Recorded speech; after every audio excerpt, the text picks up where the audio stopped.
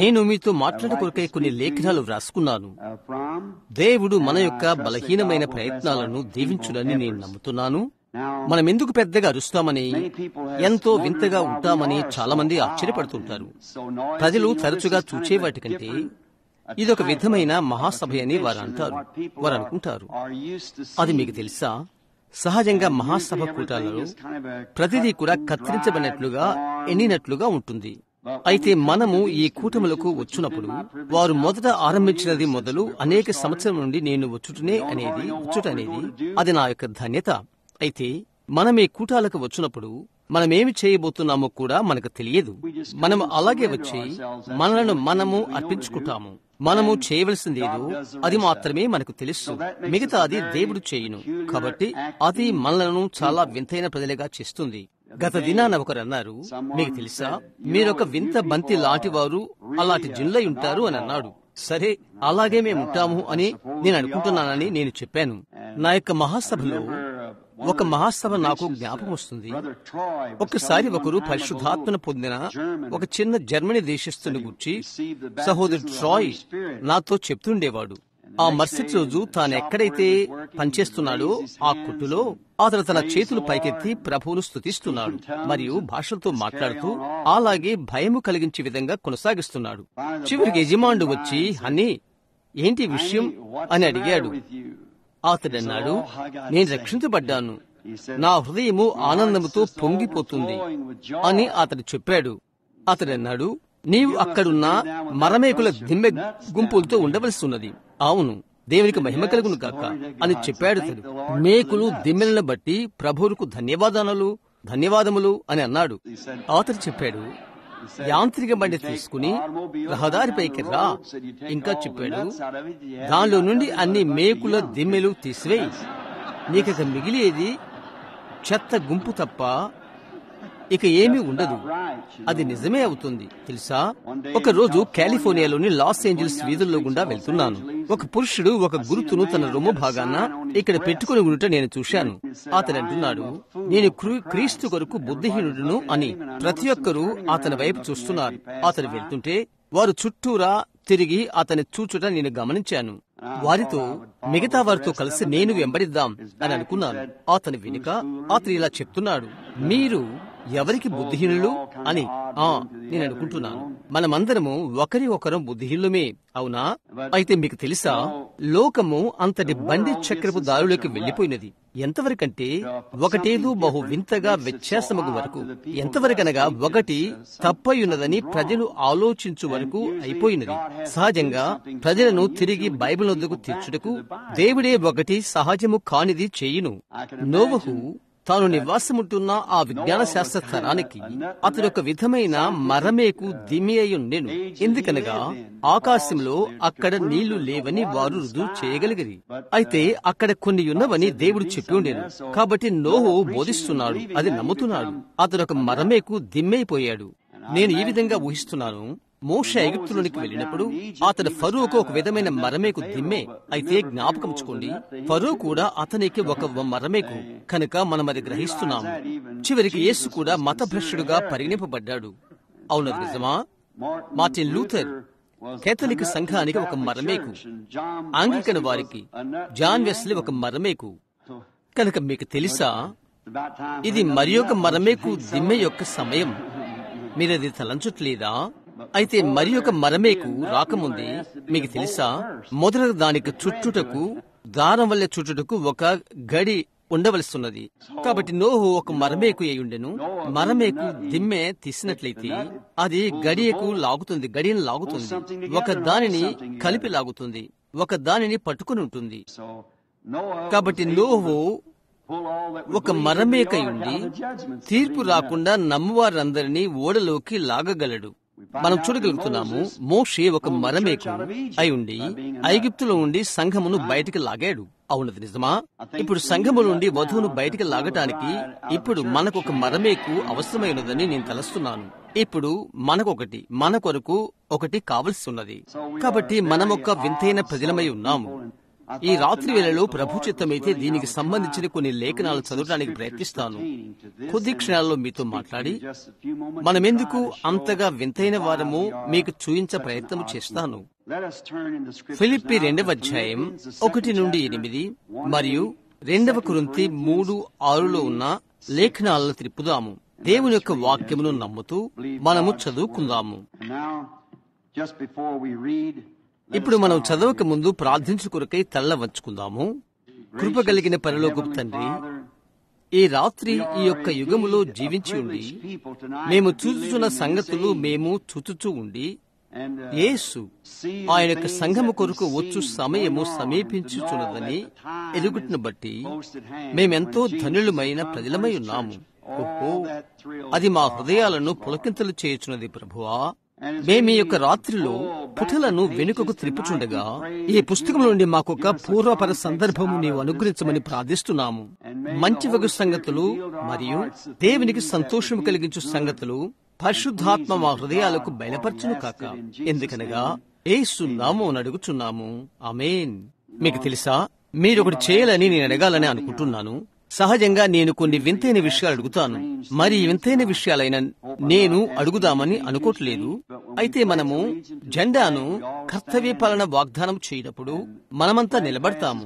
జెండా ఎగురువేయినప్పుడు మనం నిలబడతాము. అది తప్పక మనము చేయవలసి ఉన్నది. మనం నిలబడతాము వందనము చేటు కొరకు. మీరు అంగీకరిస్తే మనం వాక్యం చదివినప్పుడు మనం నిలబడదాము.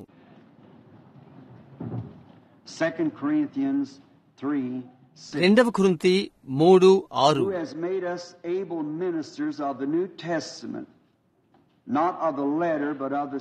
ఆయనే మమ్మును క్రొత్త నిబంధనకు అనగా అక్షరములకు కాదు కాని ఆత్మకే పరిచారలగుటకు మాకు సామర్థ్యము కలిగించున్నాడు. అక్షరము చంపును గాని ఆత్మ జీవింప చేయును. మరణకారమగు పరిచర్య రాళ్ల మీద చెక్కబడిన అక్షరములకు సంబంధించినదైనను మహిమతో కూడినదాయను. అందుకే మోషే ముఖం మీద ప్రకాశించుచున్న ఆ మహిమ తగ్గిపోవునదైనను ఇశ్రాయేలీయులు అతని ముఖము తేరి చూడలేకపోయిరి. ఇట్లుండగా ఆత్మ సంబంధమైన పరిచర్య ఎంత మహిమగలదయుండును. శిక్షావిధికి కారణమైన పరిచర్య మహిమ కలిగినదైతే నీతికి కారణమైన పరిచర్య ఎంతో అధికమైన మహిమ కలదగును. అత్యధికమైన మహిమ దీనికి ఉండుట వలన ఇంతకు మునుపు మహిమ గలదిగా చేయబడినది ఈ విషయములు మహిమ లేనిదాయనను. తగ్గిపోవునదే మహిమగలదై ఉండిన ఎడల నిలచున్నది మరి ఎక్కువ మహిమగలదై ఉండును కదా. తగ్గిపోవచ్చున్న మహిమ యొక్క అంతమును ఇశ్రాయేలు తేరి చూడకున్నట్లు మోషే తన ముఖం మీద ముసుగు వేసుకునను. మేమట్లు చేయక ఇటు నిరీక్షణ కల వారమై బహుధైర్యముగా మాట్లాడుచున్నాము. మరియు వారి మనస్సులు కఠినములాయను కనుక నేటి వరకును పాత నిబంధన చదవబడినప్పుడు అది క్రీస్తునందు కుట్టివేయబడినని వారికి తేటపరచబడక ఆ ముసుగే నిలిచి ఉన్నది. నేటి వరకును మోషే గ్రంథము వారు చదువునప్పుడెల్లా ముసుగు వారి హృదయముల మీద ఉన్నది. కాని వారి హృదయము ప్రభు వైపునకు ఎప్పుడు తిరుగునో అప్పుడు ముసుగు తీసివేయబడును.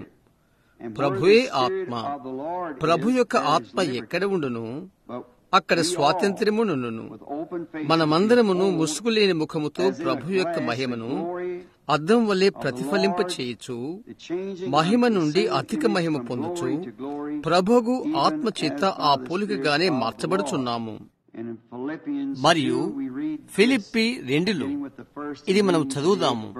1తో ప్రారంభించి 8వ వచనం వరకు చదువుదాము.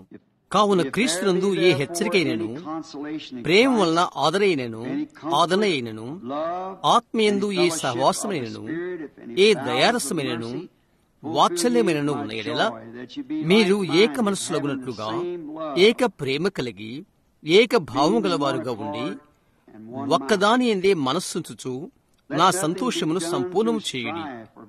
కక్ష చేతనైనను వృధాచయము చేతనైనను ఏమియూ చేయక వినయమైన మనస్సు గలవారై ఒకనినొకడు తనకంటే యోగ్యుడని ఎంచుచు మీలో ప్రతివాడును తన సొంత కార్యములు మాత్రమే కాక ఇతరుల కార్యములను కూడా చూడవలెను. క్రీస్తు యేసును కలిగిన ఈ మనస్సు మీరును కలిగిండుడి.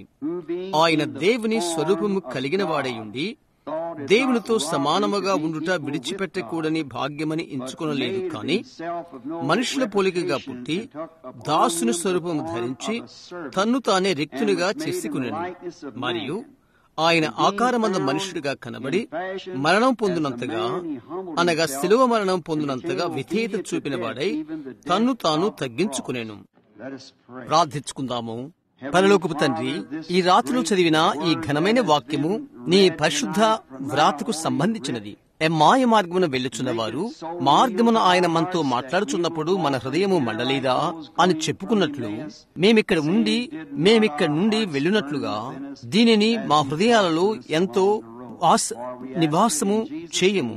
దానిని యేసు నామములో అడుగుచున్నాము. ఆమేన్. మీరు కూర్చునవచ్చు.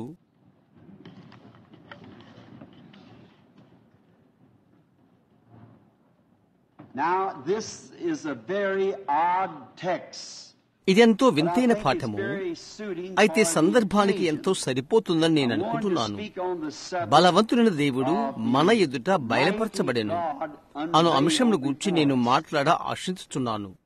మానవుడు ఉన్నప్పటి నుండి అతడు ఎక్కడి నుండి వచ్చాడు, అతడు ఇక్కడ ఉండుటకు కారణం ఏమై ఉండును, మరియు అతడు ఎక్కడికి వెళ్ళుచున్నాడు అను వాటిని గూర్చి తెలుసుకుంటానికి మానవుని హృదయంలో ఒక ఆకలి ఒకటి ఉన్నది. దానికి జవాబు ఇవ్వగల ఒక్కరు ఉన్నాడు.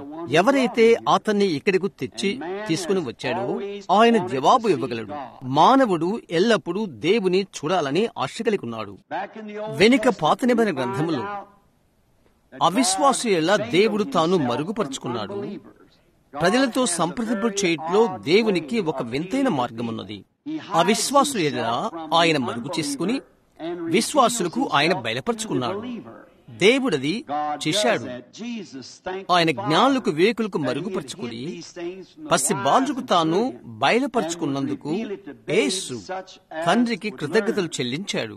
కనుక దేవుడు ఎన్నడూ మారడని, ఆయన స్వభావం మారదని, ఆయన ఎల్లప్పుడూ ఆయన పనిని ఒకే విధముగా చేయువాడని మనం చూస్తున్నాము. మలాకి 3లో నేను మార్పు చెందని దేవుడినై ఉన్నానని ఆయన చెప్పినట్లు మనం చూస్తున్నాం. కాబట్టి ఎల్ల వేళలలో ఒకే విధముగా ఆయన కార్యములు చేయును. బైబిల్ గ్రంథములో అతి పురాతనమైన గ్రంథమైన ఒక గ్రంథాన్ని తీసుకుందాం. యోబు అతని యొక్క దినాలలో నీతిమంతుడైన మనుషుల్లో ఎంతో నీతిమంతుడై ఉండెను. దేవుని ధర్మశాస్త్రమందు సంపూర్ణమైన మనుష్యుడు, మంచి దైవజనుడు, మంచి దైవ సేవకుడు, గౌరవప్రదమైన ఉదాత్తశీలుడు, మరియు భూమి మీద అతని వంటి వాడు మరొకడు లేడు అని దేవుని చేతనే చెప్పబడిన వాడు అతడు. అయితే ఒక్కసారి అతని యొక్క ఆశ దేవుని చూడాలి అని, దేవుడు ఉన్నాడని అతనికి తెలుసు. ఆయన చూచుట కొరకు అతడు భావన కలిగి ఉండెను. లేదా ఆయన నివాసస్థలానికి వెళ్లిపోయి తలుపు తట్టి నేను నీతో మాట్లాడాలి అని అనుకుంటున్నానని చెప్పాలనుకున్నాడు. మనము ఎలాగో ఒకరితో ఒకరు సంభాషించుకుంటామో కూర్చొని అలాగే సంభాషించాలని అనుకున్నాడు. మనం ఒక గ్రాహ్యాన్ని కలిగి ఉన్నాము. అందుచేత ఈ సమావేశాల్లో మనం ఉన్నాము. మనం ఎక్కడి నుండి వచ్చామో మరియు ఆయన ఆలోచనలు ఏంటో తెలియపరచుకుంటున్నాము. ఒకరిని గూర్చి ఒకరం మనము మాట్లాడుకున్నప్పుడు ఒకరిని ఒకరము బహు విషదంగా అర్థం చేసుకుంటాము. దైవ సేవకులు అలాగే చేస్తారు. వివిధ రకాలైన ప్రజలు అలాగో విషయాలు మాట్లాడుకుంటారు. యోబు ఎడల దేవుడు ఎంతో వాస్తవికతగా ఉండెను. అతడు వెళ్ళలేడేమో ఆయన యొక్క తలుపు వద్దకు, ఆయనతో పర్యవేక్షణ చేయగలదేమో అని అతడు ఆశించాడు. అయితే దేవుడు అతనితో మాట్లాడినట్లు మనము చూస్తున్నాము. అయితే ఆయన ముసుగు వేయబడి ఉండెను. సుడిగాలి రూపములో ఆయన ముసుగు వేయబడెను. యోబును తన నడుము కట్టుకోమని ఆయన చెప్పాడు. ఒక మనుషుల వలె ఆయన అతనితో మాట్లాడబోచున్నాడు. మరియు ఆయన సుడిగాలిలో క్రిందకి దిగి వచ్చి యోబుతో మాట్లాడాడు. సుడిగాలి ద్వారా ఆయన యోబుకు తెలియపరుచుకున్నాడు. ఆయనను సరిగా చూడలేదు. గాలి శబ్దం చేసి చెట్లలో వెనుదిరగటం అది మాత్రమే అతడు చూడగలిగాడు. స్వరం సుడిగాలి నుండి వచ్చినది. అయితే దేవుడు సుడిగాలి ద్వారా మరుగుపరుచుకున్నాడు. అక్కడ ఆఫ్రికాలో, దక్షిణాఫ్రికాలో అమోయ అను పదమును వాడుతారు. దాని యొక్క అర్థం కనబడని బలవంతమైన ఒత్తిడి. సుడిగాలున్న కనబడని ఈ బలవంతపు ఒత్తిడి వినబడేది ఒక స్వరాన్ని కలిగి ఉన్నది. అది యోబుతో మాట్లాడినది. అయినప్పటికీ అతడు ఆయన రూపమును చూడలేదు. అయితే ఆయన అతనికి సుడిగాలి వలన మరుగుపరచబడ్డాడు. బైబిల్ గ్రంథములోని పాత నిబంధనలో గొప్ప ప్రవక్తలలో ఒకడైన మోషేను మనము కనుగొంటున్నాము. అతడు దేవుని చేత ఎన్నిక చేయబడి ఏర్పరచబడి ముందుగా నిర్ణయించబడిన సేవకుల్లో ఒకడు. అతడు కూడా ఆయన చూడగోరాడు. అతడు ఆయనకెంతో సమీపంగా ఉన్నాడు. ఆయన గంభీరమైన మరుగైన హస్తము అతని ముందుగా వెళ్ళుచు కేవలము దేవుడు మాత్రమే చేయగలిగిన కార్యములు, అలాంటివి కార్యాలు చేయుట అతడు చూశాడు. ఒక దినాన అతడు దేవుని చూడాలని కోరిక కలిగి ఉండెను. వెళ్ళు, బండ మీద నిలబడు అని దేవుడు అతనితో చెప్పాడు. బండ మీద నిలబడి ఉండి ఆయన దాటి వెళ్ళుట మోషే చూచాడు. అతడు ఆయన వీపు భాగమును చూశాడు. అతడు చెప్పాడు, అది మనుషుని వల్లే కనిపించెను, మనుషుని వీపు వల్లే కనిపించెను అని. ఆయన్ను అతడు దేవుని చూడలేదు. అతడు కేవలము దేవుని ముసుగును మాత్రమే చూశాడు. బైబిల్ చెప్తుంది, ఏ కాలములోనూ ఏ నరుడు దేవుని చూడలేదు, కాని తండ్రి యొక్క అద్వితీయుడే ఆయన్ను బయలుపరచను. కాబట్టి మోషే ఆయన చూశాడు. ఒక మనుషుని వలె ముసుగు వేయబడెను. పాత నిబంధనలోని యెహోవాయే క్రొత్త నిబంధనలోని యేసు అని మనము కనుగొంటున్నాము. ఇక్కడే డాక్టర్ స్కోఫిల్డ్ రూపమును అనున్నది మార్చుచు తన మాట చెప్పుట మనం చూస్తున్నాం. ఎన్మార్ఫే అను పదము గ్రీకులో చూస్తున్నాము. దాని యొక్క అర్థం అగుపించనది, కాన్పించుట. కానిది ఒకటి, అక్కడ అది ఉన్నదని మనకు తెలుసు. అది అగపడదు, అయినను అది అక్కడ ఉన్నదని మనకు తెలుసు. ఎన్మార్ఫా ఆయన యొక్క రూపమును మార్చుకున్నప్పుడు, అనగా దాని అర్థం ఆయన దైవిక సంబంధమైన దాని నుండి ప్రకృతి సంబంధమైన దానికి మార్చుకున్నాడు. మరొక మాటలలో ఆయన ముసుగును ఆయన మార్చుకున్నాడు. అది ఒక నాటకం వల్లే ఉంటున్నది. ఆయన నటిస్తున్నాడు.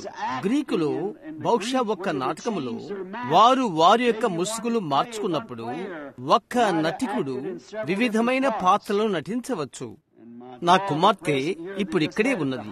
వారికి ఉన్నత పాఠశాలలో ఒక నాటకం ఉన్నది. నేనది ఎరిగినంత వరకు ఒక అబ్బాయి 4 పాత్రలు పోషించాడు. అయితే అతడు నాటక వేదిక వెనుకకు వెళ్లిపోయి తిరిగి వచ్చి మరొక పాత్ర ధరించుటకు తన ముసుగు మార్చుకున్నాడు. మెస్సయ్య ఎవరై ఉండునో అందును గూర్చి పాత నిబంధన ప్రవచనాలు నీవు తీసుకున్నట్లయితే నీవు దాన్ని యేసు యొక్క జీవితముతో పోల్చి చూడగలవు. ఎవరు యేసు అన్నది ఖచ్చితంగా నీవు తెలుసుకుంటావు. ఆయన కేవలము సాధారణమైన మనిషి కాదు, ఆయన దేవుడు.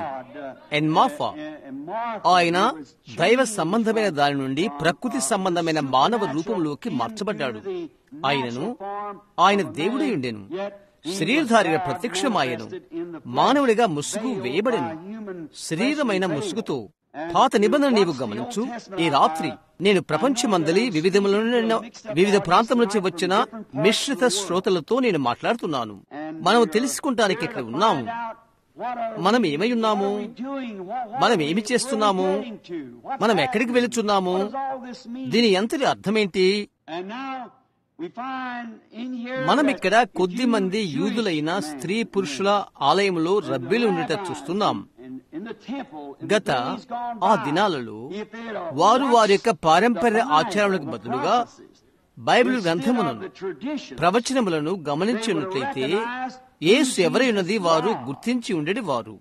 ఆయన ఎన్నడూ కూడా బయల్జెబూబు అని పిలిచేవారు కాదు. ఆయన్ను సిలువ వేసి ఉండేవారు కాదు. అయితే అదంతా కూడా నాటకము జరగవలసి ఉన్నది. నాటకములోని భాగం అది. ఈ విషయంలో వారు గుడ్డివారైపోయారు. ఈ రాత్రి ఇక్కడ మీలో చాలా మంది వల్లే, బహుశా నా వయస్సు లేక కొంచెం పెద్ద, ఇక్కడ అమెరికాలో చాలా కాలం కిందట చైనా వారు, మీకు జ్ఞాపకం ఉందా? నా యొక్క సహోదరుడు ఇప్పుడే ఇక్కడ పరిచయం చేశాం. అతనితో నేను మాట్లాడుతున్నప్పుడు అది నా మనసులోకి వచ్చింది. వారు ఏ విధముగా వారు ఆంగ్లం మాట్లాడలేరు. వారు బట్టలు ఉతికే కొట్టును, లాండ్రీని నడిపిస్తున్నారు. బట్టలు ఉతికినవి తెచ్చుకోవటానికై నీవు ఆ బట్టలు ఉతుకు కొట్టుకు వెళ్ళు. ఈ బట్టలు ఉతికే చైనా వారు ఒక చీటి ముక్కను తీసుకుంటారు, ఒక విధంగా దాన్ని చించుతారు. దానిలోని ఒక ముక్కను నీవు తీసుకుంటావు, మిగతా ముక్కను అతడు తీసుకుంటాడు. అయితే వస్తువులు కావలేనని నీవు తిరిగి వస్తే ఆ కాగితంలో 2 ముక్కలు ఒకటే అతుకుయై ఉండవలసి ఉన్నది. అవి ఖచ్చితంగా ఒకటే అతుకు కానట్లయితే దానిని ఏ విధముగానైనాను అనుకరణ చేయలేవు. ఎందుకనగా అతని యొద్ద ఒక ముక్క ఉన్నది, నీ యొద్ద మరొక ముక్క ఉన్నది. అలాంటప్పుడు నీది ఏదై ఉన్నది నీవు అడుగుటకు హక్కు నీకున్నది. ఒడంబడిక యొక్క మిగతా భాగము నీ యొద్దనున్నప్పుడు, అతు యొక్క రెండవ భాగం మిగతా భాగం నీ యొద్ద ఉన్నప్పుడు, అప్పుడు నీకు సంబంధించిన దానిని నీవు పొందుకుంటావు. కనుక అలాగే ఈ రాత్రి ఒడంబడిక యొక్క ఇంకొక భాగమును మన యొద్ద ఉన్నప్పుడు అది అలాగే ఉంటుంది. దేవుడు ఆయన యొక్క కుమారుని కల్వరిలో 2 ముక్కలు చేసి శరీరమును అర్పణగా పైకి తీసుకుని ఒకప్పుడు మనుషుడైన యేసులో ఉంచిన ఆత్మను మనలోకి పంపాడు. అదే దేవుడు ఈ రాత్రి ముసుగు కలిగి ఉన్నాడు, పరిశుద్ధాత్మ రూపమున మరుగై ఉన్నాడు. ఆ 2 ముక్కలు ఏకము కావలసి ఉన్నది. అప్పుడు నీవు ఒడంబడికలతో భాగమై ఉంటావు. మనుష్యుడు బాగా తెలుసుకుంటానికై దేవుడు దీన్ని చేశాడు. ఆయన్ను ఆయన మానవునిగా చేసుకున్నాడు. కొన్ని సంవత్సరాల క్రితం నేను ఒక కథను చదువుతున్నాను. ఈ కథలో అది ఎలాగ చెప్పబడింది. ఒక గొప్ప మహారాజు, ఇప్పుడు అతని పేరు మరచాను. నేను కథ మాట్లాడుతున్నానని అనుకోలేదు. బహుశా అది కల్పనా కథ కాబోలు. అయితే మనమేమి చెప్పబోతున్నామో దాని యొక్క పూర్వపరాలు తెలుపుటకు ఒక గురిని అది మనకు ఇస్తుంది. ఈ రాజు ఎంతో ఉత్తమశీలుడు, ఉదాత్తశీలుడు, ఎంతగానో తన ప్రజలను ప్రేమించేవాడు. ఎంతవరకనగా ఒక రోజు తన యొక్క సంరక్షకుని ఎదుట మరియు ప్రభుత్వం ఎదుట, ఈ రోజే మీరు నన్ను చూచు చివరి సమయం, ఇక చాలా సంవత్సరాల వరకు తరువాత చూతురు అని చెప్పాడు. అతని యొక్క సంరక్షకుడు అతని ఉన్నతాధికారులు అడిగారు, మంచి రాజా, ఎందుకని నీవు చెప్తున్నావు? నీవు ఏదైనా విదేశానికి వెళ్లిపోయి ఒక పరాయి వానిగా ఉండబోతున్నావా అని అడిగారు. అతడు చెప్పాడు, లేదు, నేను ఇక్కడే ఉంటాను. సరే, ఇంకా చెప్పాడు, నేను నా పౌరుల యొద్దకు వెళ్ళని ఉన్నాను. నేను ఒక పల్లెటూరి వానిగా, ఒక రైతుగా ఉండబోతున్నాను. కట్టెలు కొట్టే దానితో కట్టెలు నరకబోతున్నాను. నాగల్తో నేను భూమిని దున్నబోతున్నాను. ఎవరైతే ద్రాక్షలు తొక్కుతారో వారితో కలిసి ద్రాక్షలు శుద్ధి చేయబోతున్నాను. వారేం చేస్తున్నారో అట్టి వాటితో నేను మరింత సన్నిహితమై ఉండిపోతాను. నేను వారిలో ఒకరి వంటి వాడును కాబోతున్నాను. నేను వారిని ప్రేమిస్తున్నాను. వ్యక్తిగతముగా వారితో మరెక్కువగా సన్నిహితునిగా నేను ఉండాలని ఆశపడుతున్నాను. వారు నన్ను ఎరుగరు, అయినను ఆ విధముగా వారితో సన్నిహితునిగా కావాలని ఆశిస్తున్నాను. అటు తర్వాత ఉదయం అతని యొక్క ప్రతినిధులు అతని యొక్క ప్రజలందరూ చూస్తుండగానే, లేక తన నగరంలో ఉన్నవారు చూస్తుండగానే అతని యొక్క కిరీటాన్ని తీశాడు, పీఠం పైన సింహాసనం పైన పెట్టాడు. అతని రాజవస్త్రం తీసివేసి రైతు వస్త్రాలు ధరించాడు. సాధారణ ప్రజల్లోకి వెళ్లిపోయాడు. ఆ యొక్క చిన్న కథలో దేవుని గురించి మనము తెలుసుకుంటున్నాము. వారు రాజుతో అన్నారు, రాజా, నీవే మాకు కావాలి, మేము నిన్ను ప్రేమిస్తున్నాము, నీవే రాజుగా ఉండాలని మేము కోరుకుంటున్నామని అన్నారు. అయితే అతడు వారిలో ఒకరి వంటి వాడు కావాలనుకున్నాడు.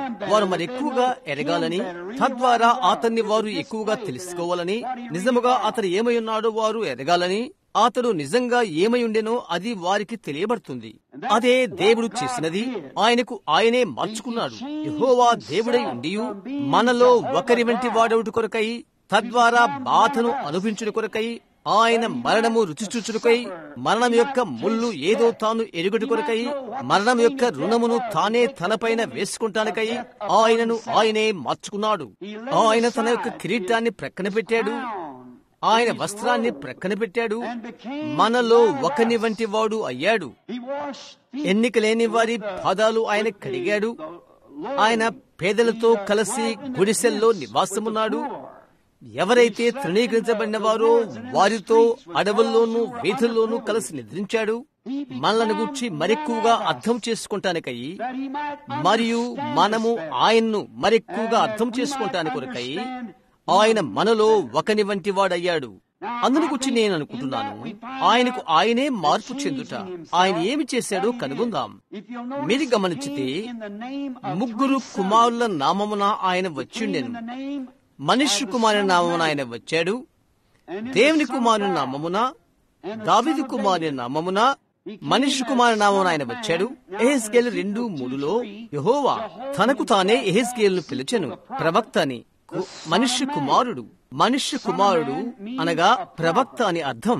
ప్రభు అయిన మీ దేవుడు నా వంటి ప్రవక్తను మీ మధ్య పుట్టించును అని ద్వితీయోపదేశకాండం 18:15 మోషే చెప్పినది నెరవేరుటకు ఆయన ఆ విధముగా రావలసి ఉండెను. ఆయన ఎన్నడూ కూడా దేవుని కుమారుడుగా పిలుచుకొనలేదు. ఆయనకు ఆయనే మనిషి కుమారుడని వివరణ ఇచ్చున్నాడు. ఎందుకనగా లేఖన ప్రకారముగా ఆయన రావలసి ఉండెను. చూస్తున్నారా, పాత నిబంధన ప్రవచనమును మరియు ఆయన స్వంత గుణ లక్షణమును ఖచ్చితంగా ఒకటే అని చిరిగిన కాగితపు 2 ముక్కలను చేయవలసి ఉండెను. కాబట్టి ఆయన మనిషి కుమారుడుగా ఆ రూపమున వచ్చెను. ఆయన మరణము పాతిపెట్టబడుట మరియు తిరిగి లేచిన తర్వాత పెంతెకోస్తు దినాన ఆయన దేవుని కుమారుడుగా వచ్చునని మనం కనుగొంటున్నాము. దేవుడు ఆత్మ పరిశుద్ధాత్మ రూపమున ఆయన ఏమి చేయుచుండెను? ఆయనకు ఆయన మార్పు చెందుచుండెను. మరొక రూపములో ఆయన ప్రజలకు ఆయన బయలుపరుచుకొనుచుండెను. పరిశుద్ధాత్మ వలె అనగా దేవుని కుమారుడుగా పరిశుద్ధాత్మ సంఘ కళాల గుండా సంప్రదింపులు చేయుట కొరకై ఆయన వచ్చాడు. అయితే 1000 రాజు అయి దావీదు సింహాసనాన్ని అధిష్ఠించుట కొరకై దావీదు కుమారుడుగా వచ్చును. దావీదు సింహాసనాన్ని ఆయన తీసుకోవలసి ఉండెను. ఇప్పుడు ఆయన తండ్రి సింహాసనంపై ఉన్నాడు. ఆ తర్వాత ఆయన చెప్పాడు, నేను జయించి నా తండ్రి సింహాసనం పైన కూర్చున్న ప్రకారము జయించు వారిని నా సింహాసనంపై కూర్చునిచ్చేదను. కాబట్టి ఆయన 1000 పాలనలో ఆయన దావీదు కుమారుడయుండును. ఏంటది? ఒకే దేవుడు అన్ని వేళల్లో కేవలం ఆయన ముసుగును మార్చుకొనుట. నేను నా భార్యకు ఒక భర్తను. మీరు గమనించారా? శ్రోఫినికయ స్త్రీ ఉన్నది అన్నది దావీదు కుమారుడా కరుణించుము. ఆయన్ను అదే విధంగా బాధ కలుగు చేయలేదు. ఆ విధముగా పిలుచుటకు ఆమెకు ఎలాంటి హక్కులు లేవు. దావీదు కుమారుడని పిలుచుటకు ఆమెకు అధికారాలు లేవు. యూదులకు ఆయన దావీదు కుమారుడు. అయితే ఆమె ప్రభు అని పిలిచినప్పుడు ఆయన ఆమెకు ప్రభు. అప్పుడు ఆమె అడిగినదేదో ఆమె పొందుకున్నది. ఆయన తనకు తానే మార్చుకుంటుట. మా ఇంటిలో నేను 3 వ్యత్యాసకరమైన వ్యక్తిగా లేక ప్రజగా ఉన్నాను. మా ఇంట్లో నా భార్య నన్ను భర్తగా చెప్పుకుంటుంది. అక్కడ ఉన్న నా కుమార్తె ఉన్నది. నన్ను భర్తగా అంటానికి ఆమెకు హక్కులు లేవు. నేను ఆమె యొక్క తండ్రిని. అక్కడ నా చిన్న మనముడు ఉన్నాడు. నేను అతనికి తాతను. కాబట్టి అతడు నన్ను తండ్రిగా పిలవటానికి హక్కులు లేవు. నేను అతనికి తండ్రిని కాదు. నా కుమారుడు అతనికి తండ్రి, నేను అతనికి తాతను. అయితే నేను ఇంకా అదే మనిషినై ఉంటాను. దేవుడు ఆయన ఏమి చేస్తున్నాడనగా ఆ తరము కొరకై ఆ ప్రజలకు తన్ను తాను తెలియపరచుకుంటూ ఆయనకు ఆయనే మార్చుకుంటున్నాడు. దాన్ని తెలుసుకుంటానికే ఈ రాత్రి మనం ఇక్కడ ఉన్నాము. ఈ ప్రజలకు ఈ సమయంలో దేవుడు తన్ను తానుగా ఏ విధముగా తెలియపరచుకుంటాడు. ఆయన ముసుగును ఆయన మార్చుకుంటాడు. ఆయన క్రియను ఆయన మార్చుకుంటాడు. అయితే ఆయన యొక్క వైఖరిని అనగా విధానమును ఆయన మార్చుకున్నాడు. ఆయన స్వభావమును ఆయన మార్చుకున్నాడు. ఒక దానిలో నుండి మరొక దానిలోనికి ఆయన ముసుగును మార్చుకుంటాడు. అంటే జనులకు మరి ఎక్కువగా విషయపరచుకుంటానికై తన్ను తాను బయలుపరుచుకుంటకు ఆయన అలా చేస్తాడు. ఆయన ఏమై ఉన్నది, ఆయన ఎవరై ఉన్నది వారి ఎరుగుటకు ఆయన అలాగు చేస్తాడు. హెబ్రీ 1లో మనం ఈ విధంగా చదువుతున్నాము. దేవుడు నానా సమయంలోనూ నానా విధములుగాను మన పితరులతో మాట్లాడిన దేవుడు ఈ దినముల అంతమందు ఆయన కుమారుడైన యేసు ద్వారా మాట్లాడెను మనతో. ప్రవక్తలు యేసు ఆయన భూమి మీద ఉన్నప్పుడు వారు దేవుళ్ళు అని ఆయన చెప్పాడు. దేవుని వాక్యం ఎవరి యొద్దకు వచ్చెనో వారిని మీరు దేవుళ్ళని పిలిచారు. లేఖనము విడిపోదు ఆయన చెప్పాడు. ఆయన దేవుని కుమారుడై ఉన్నప్పుడు ఆయన మీరు ఎలా గద్దిస్తారు? చూశారా? దేవుని యొక్క వాక్యము ప్రతి యుగమునకు పంచి ఇవ్వబడినది. అది అదే అయి ఉంటున్నది. ప్రవక్త యొక్క నెరవేర్పే. యేసు దైవత్వం యొక్క సర్వ సంపూర్ణత శరీరీతిగా ఆయన యందు నివసించెను. అది ఆయనలో ఉండెను. యోసేపులో ఉన్నది ఆయనే, ఏలియాలో ఉన్నది ఆయనే, మోషేలో ఉన్నది ఆయనే, దావీదులో ఉన్నది ఆయనే. ఆయనే తృణీకరించబడిన రాజు. ఒక రాజుగా ఆయన యొక్క స్వంత ప్రజలే ఆయన తృణీకరించారు. రాజు ప్రాంగణంలో నుండి అతడు బయటకు వెళ్లిపోతున్నప్పుడు ఒక చిన్న కుంటివాడు అతని యొక్క ప్రభుత్వాన్ని పనులను ఇష్టపడక అతని మీద ఉమ్మివేశాడు. కాపలాదారుడు తన కత్తి దూసి నా రాజు మీద ఉమ్మివేసిన ఆ కుక్క తల తీసివేయినా అని అన్నాడు దావీదు. అతడప్పుడు ఏం చేస్తున్నాడో బహుశా ఎరుగకపోవచ్చును. అయితే అతడు అభిషేకం పొందినవాడు. అతడన్నాడు, అతన్ని అలాగే ఉండని, ఇది చేయమని దేవుడు అతనికి చెప్పాడు. అతడు కొండ ఎక్కి యెరూషలేము వైపు చూచి ఏడ్చాడు. ఒక తృణీకరించబడిన రాజు. మీరు గమనించారా? అప్పటి నుండి కొన్ని వందల సంవత్సరాల తర్వాత దావీదు కుమారుడు వీధుల్లో ఉండి ఉమ్మివేయబడ్డాడు. కొండ మీద అదే పర్వతం పైన ఉండి యెరూషలేము వైపు చూస్తూ ఉన్నాడు. ఒక తృణీకరించబడిన రాజు. యెరూషలేమా, ఒక కోడి తన పిల్లలను తన రెక్కల కింద చేర్చుకున్న కోరినట్లు నేను నిన్ను కోరుకుంటుని, మీరు వెళ్ళకపోతిరి. ఆయన ఎన్నడూ తన స్వభావాన్ని మార్చుకోలేడు. ఎందుకనగా హెబ్రీ 13:8 చెప్తుంది, ఆయన నిన్న నేడు యుగయుగములు ఒక్కడే రీతిగా ఉన్నాడు. చనిపోయి మన పాపముల నుండి మనలను విడిపించుటకై దేవుడు శరీరధారి అయ్యాడు. ఆ కారణము చేత ఆయనకు ఆయనే మార్చుకున్నాడు, ఒక మానవుడు అగుడు కొరకై. పరిశుద్ధ యోహాను 12:20లో గ్రీకులు ఆయన గూర్చి విన్నట్లు చూస్తున్నాం. ఆయన చూడవలని వారి హృదయంలో వారికి మంట లేకుండా ఏ మనుషుడు ఎన్నడూ ఆయన గూర్చి వినడు. అలాగే యోబు, ప్రవక్తలు వారందరూ ఆయన చూడాలని ఆశపడ్డారు. కాబట్టి ఈ గ్రీకులు ఆయన్ను చూడటానికి వచ్చారు. బెత్సయిదా వాడైన ఫిలిప్పు యొద్దకు వారు వచ్చి, అయ్యా, మేము యేసును చూడగోరుచున్నాము అని అడిగారు. గ్రీకులు ఆయన్ను చూడాలని ఆశించారు. అయితే వారు ఆయన్ను చూడలేకపోయారు. ఎందుకనగా ఆయన మానవ నైజమను ఆలయంలో ఉన్నాడు.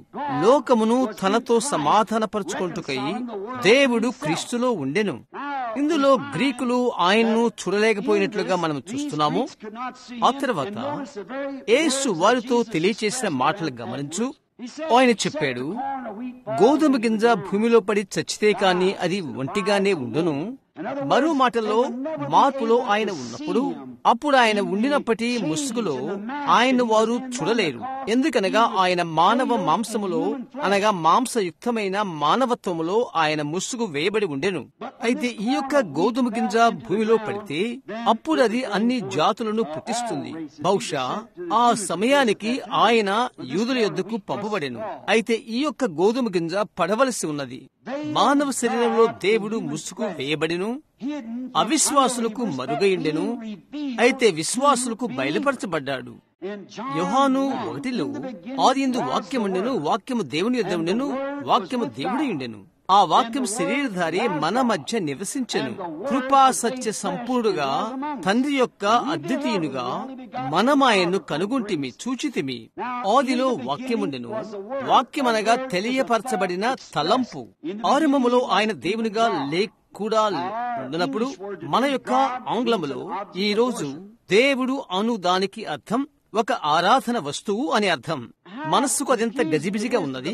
ఒకరిని నీవు దేవుడుగా చేయగలుగుతావు, దేనైనా నీవు దేవుడుగా చేయగలవు. పాత నిబంధనలో ఆదికాండం 1లో ఆదియందు దేవుడు అనుదానికి ఎలోహీము అను మాట వాడబడినది.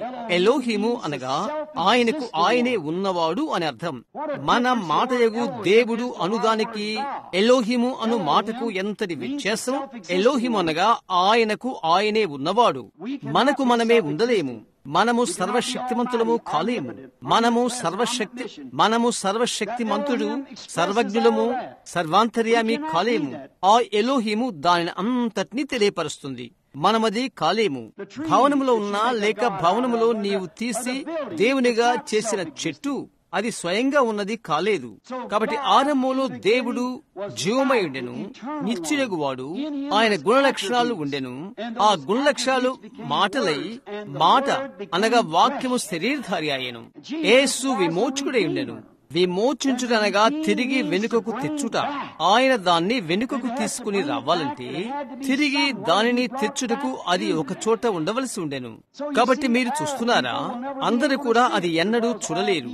ఎందుకంటే అందరూ కూడా ఆరంభంలో ఆయన తలంపుల్లో లేరు కాబట్టి. అవునా? యాజకులను చూడు. వాక్యముతో ఆయనకు ఆయన ఖచ్చితంగా ఆయన బయలుపరచుకుంటానికి వారు చూడగా ఆయన ఏమై ఉండెను? బయల్జెబూబు అని వారు అన్నారు.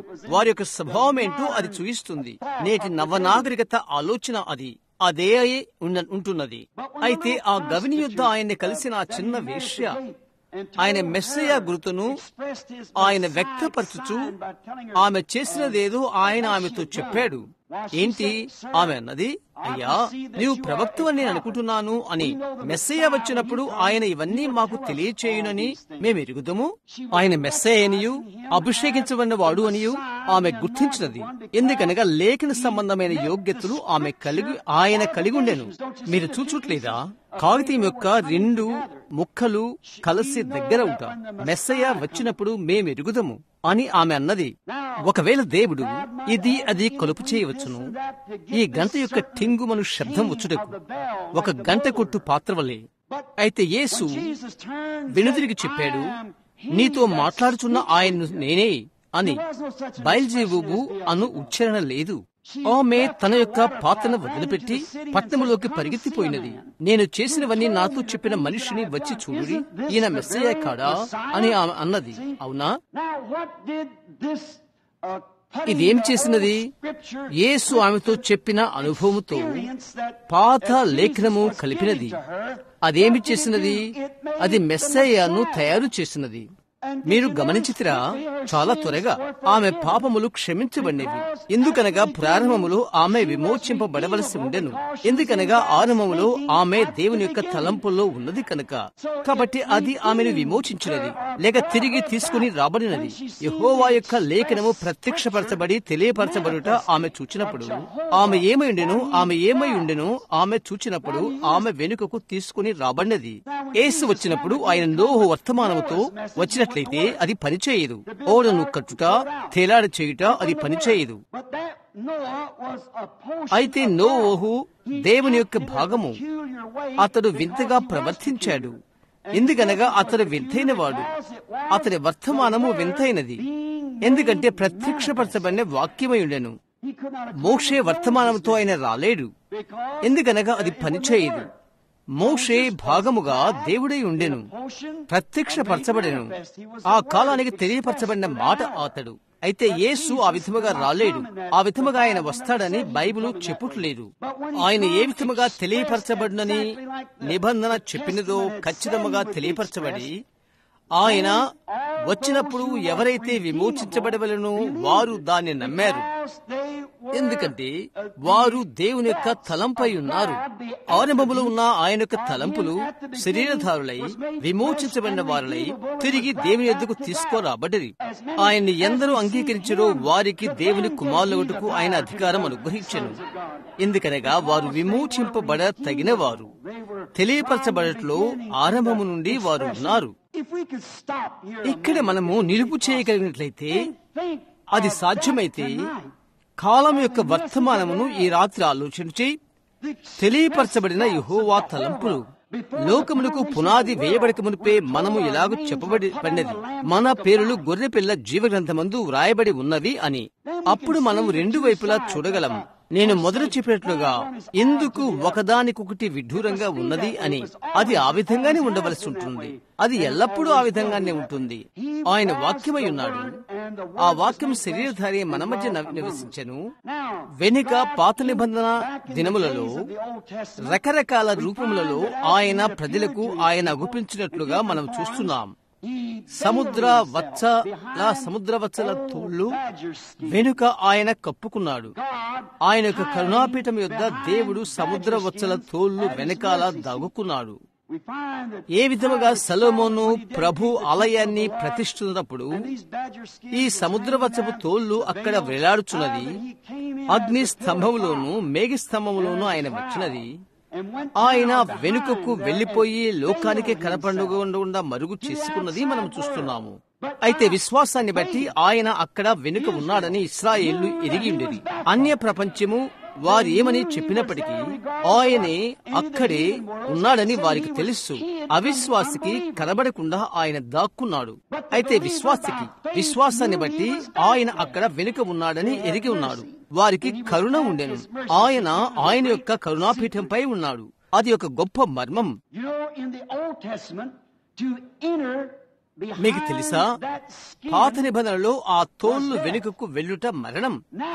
అది మీకు తెలుసా? ఇప్పుడు దానికి వెనుక ఉండుట మరణం. అప్పుడు ఆయన మహిమలోనికి వెళ్ళుట మరణం. ఇప్పుడు ఆయన మహిమకు వెనుక ఉండుట మరణం.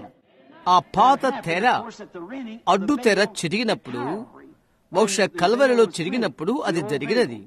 ఇప్పుడు ఆయన సన్నిధికి బయట ఉండుట మరణము, అప్పుడు ఆయన సన్నిధిలోనికి వెళ్ళుట మరణము.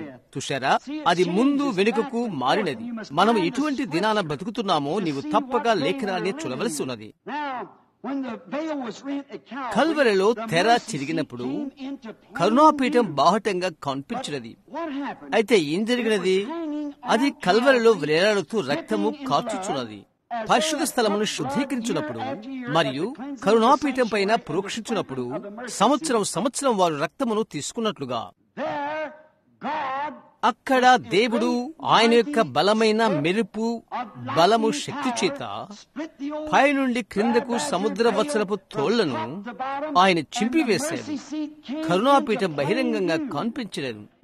నిజమైన అసలైన దేవుని యొక్క గొర్రెపిల్ల కల్వరిలో వేలాడుచూ బాహటంగా కనిపించినది. నిజమైన కరుణాపీఠము ఆయన. దేవుడు ఆయనకు ఆయనే రుణము చెల్లించాడు. ఆయన మనలో ఒకని వంటి వాడాయాడు. మనతో పరిచయము కలిగుండుట కొరకై, మనం ఆయనతో పరిచయము కలిగుండుట కొరకై ఆయన మానవుడయ్యాడు. ఆ ప్రాయశ్చిత్తార్థ దినాన ఇశ్రాయేల్ అందరికీ కరుణాపీఠము విశదంగా దర్శనమిచ్చెను. అయితే అయ్యో, ఆ దినాన వారికి ఉన్నటువంటి సంఘ ఆచార సంబంధమైన పితరులు వారి యొక్క పారంపర్య ఆచారాల వలనను నిజమైన కరుణాపీఠము ప్రజలకు మరుగవుటకై ముసుగు వేశారు. వారు లేఖనమును ఎరిగినట్లయితే ప్రతి ముక్క చైనా వారి దారపు ముక్క వలె దగ్గరకు వచ్చి ఉండెను. పాత నిబంధన ప్రవచనము నెరవేర్చబడవలసి ఉన్నది. మరి అది జరిగినది. వారు లేఖనము చేత బోధించబడినట్లయితే కరుణాపీఠమును వారు చూచియుందురు. మోషే వలె ఇక్కడ చెప్పినట్లు ఈ దినం వరకు వారు ముసుగు వేయబడి ఉన్నారు. అది ఇంకా వారి హృదయాలపై ఉన్నది. వారు అది చూడరు. అయితే ఆయన దేవుడై ఉన్నాడు. వేదన మరియు పాప పరిహారము ఆయనే నిజమైన కరుణాపీఠమై ఉండి బాహటంగా కనిపించెను. మనము పాట పాడినట్లుగా అదిగో బహు విశదముగా కనిపించు ఆయన్ను చూడు, బలవంతుడకు జయశాలి అక్కడే ఉన్నాడు. ఆయన తెరను రెండుగా చీల్చాడు. చూశారా, ఆయన వచ్చెను సభకు విషయముగా వేలాడుచున్న కరుణాపీఠం. అయితే వారికి ప్రజలందరికీ యొక్క అభిమతం, ఈ సభకై ఉన్న ప్రతినిధులు మరియు స్త్రీ పురుషులైన మీరు ఏ వ్యక్తి ఎడలా పక్షపాతం లేకుండా నేను దీన్ని చెప్పాలనుకుంటున్నాను. అయితే నేటి దిన దృశ్యాన్ని బట్టి ఈ దినం దేనికై మనం చూస్తున్నామో, తండ్రుల యొక్క క్రియలను బట్టి, సంఘ పితరుల బట్టి అనేక మంది ప్రజలు ఇది వారికి ఇది ముసుగై ఉన్నది. ప్రవచించబడినట్లుగా పరిశుద్ధాత్మ ఈ కడవ దినాల్లో వచ్చినప్పటి నుండి మరియు తెర చిల్చబడినది. చాలా మంది వారి యొక్క పితరుల ఆచారాలను వేలాడుతున్నారు. అందుచేతనే ఈ దినమునకు సంఘమునకున్న అమితమైన ఆనందం, సమాధానం మొదలైనవి వారు చూడలేకున్నారు. అయినను ఎవరైతే నమ్మి ఉన్నారో వారికి అది విషదపరచబడిన దృశ్యమై ఉంటున్నది. ఆయన వాక్యమును మరుగు చేశాడు. నేటి దిన వాగ్దాన వాక్యములు పారంపరాచారాల తెరను తయారు చేసినవి, అద్భుత కార్యములు దినములు గతించినవి అని వారు చెప్పుచున్నారు. మేము ఎక్కడ ఉంటున్నామో అక్కడ అరిజోనాలోని ట్యూసన్ లో ఉన్న ఒక నాగరికత గల మంచి పెద్ద మనిషి నాతో అన్నాడు, రామడాలో నాకు కూటమున్నది. ప్రభుని యేసు వచ్చి గొప్ప కార్యాలు చేసిన బిజినెస్ మెన్ వారి సభలలో మేము మాట్లాడుతున్నాము. ఈ క్రైస్తవ పెద్ద మనిషి నా యొద్దకు వచ్చాడు. సంఘానికి సేవకుడు, ఒక మంచి వ్యక్తి. నాతో అతడు అన్నాడు, సహోదర అబ్రహాం, అపోస్తుల కాలాన్ని ప్రజలకు నీవు ఎత్తి చూయిస్తున్నావు. ఇంకా అన్నాడు, అపోస్తుల కాలం ఆగిపోయినప్పుడు నేను అడిగాను, నా సహోదరుడా, ఎప్పుడు అపోస్తుల కాలము ఆగిపోయినదో లేఖనములో నాకు చూపించు అని అడిగాను.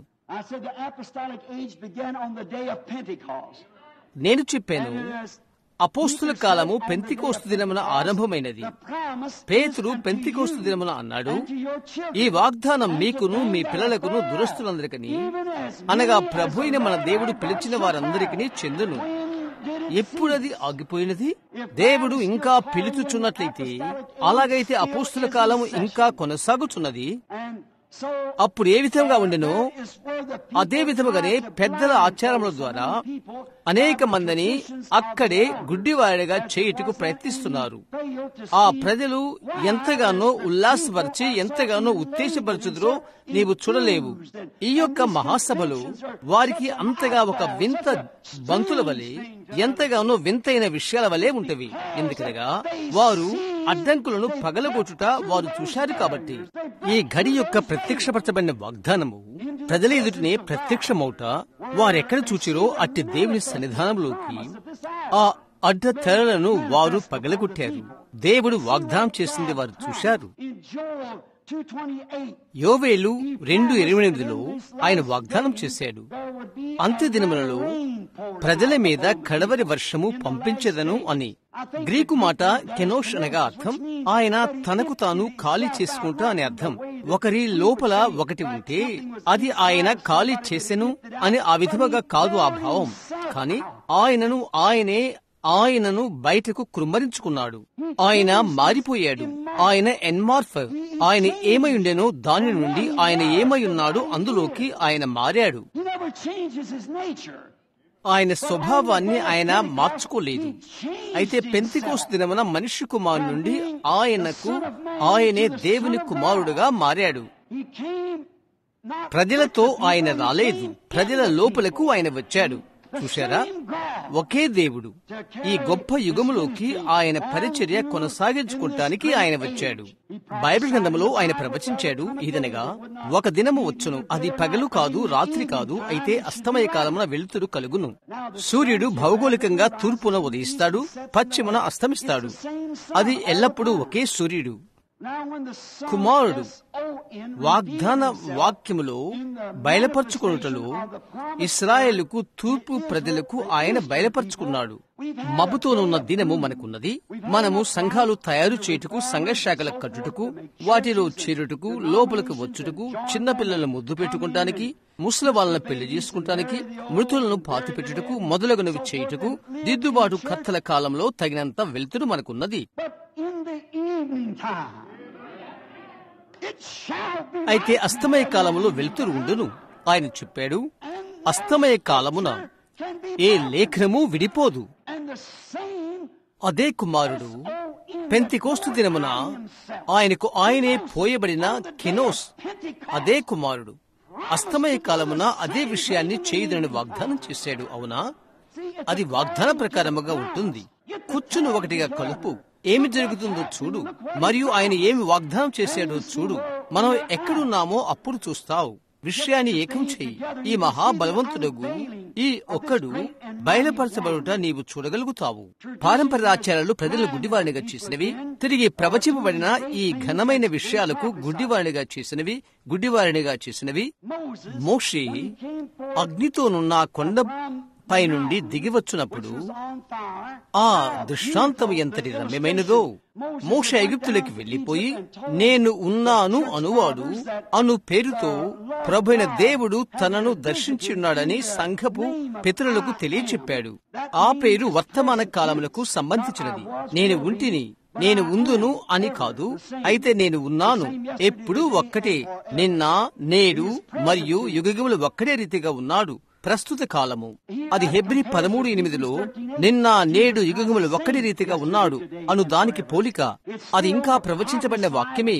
సభా సమూహము ఆ వాక్యముతో కలయిక కలిగిన వారు, ఈ దినపు అనుభవము దిద్దుబాటు చేసిన వారు దానిని కలిగి ఉండేది. అయితే ఇది మరొక దినము. చూశారా ఎటువంటి దినాన మనము ఉన్నామో? ఆయన భూమిపైన ఉన్న దినాలలో మోషే వచ్చిన మార్గమున ఆయన ఎలాగూ రాకుండెనో, లేక ఏ ప్రవక్తలైనా వచ్చినట్లుగా ఆయన రాకుండా ఉండెనో అలాగూ అది ప్రవచింపబడలేదు. ఈ కడవరి దినాల్లో ఈ విధముగా వచ్చునని ప్రవచింపబడెను. లూథర్ ఉద్యమం వల్లే అది రాలేదు. వెస్లీ ఉద్యమం వల్లే అది రాలేదు. అది పునరుద్ధరణ కాలం. అసలైన కుమారుని వెలుగునకు అది రావలసిన సమయము ఇది. ఎంతసేపైనా లేఖనాన్ని దానిపై ఉంచగలము. వేదాంత పండితులైన మీరు లోకంలోని ఏ భాగమునకు మీరు రూపుదాల్చుతున్నారు అది నిజమని మీకు తెలుసు. అది ఒక వాగ్దానము. అదే ప్రజలను ఒక వింతైన వారిగా చేయునది. అదే మీరు వారిని పిలిచే వింత బంతులుగా చేయునది. అదెందుకనగా పారంపర్యాచారముల నుండి ముసుగు తెరవబడినది. వారిది చూశారు. ఆయన నిన్న నేడు యుగములు ఒక్కడి రీతిగా ఉన్నాడు. అవునా? అది దేవుని యొక్క వాగ్దానము. దానికి వ్యతిరేక్తముగా మనము వెళ్ళలేము. ఎందుకనగా లేఖనము విడిపోదు. అవును, దానిని ఆయన వాగ్దానం చేసినని మనము చూశాము. ఆయన ప్రజల్లోకి ఆయన ఖాళీ చేసుకున్నాడు. ఆయన నిన్న నేడు యుగాలు ఒకటి రీతిగా ఉన్నాడు.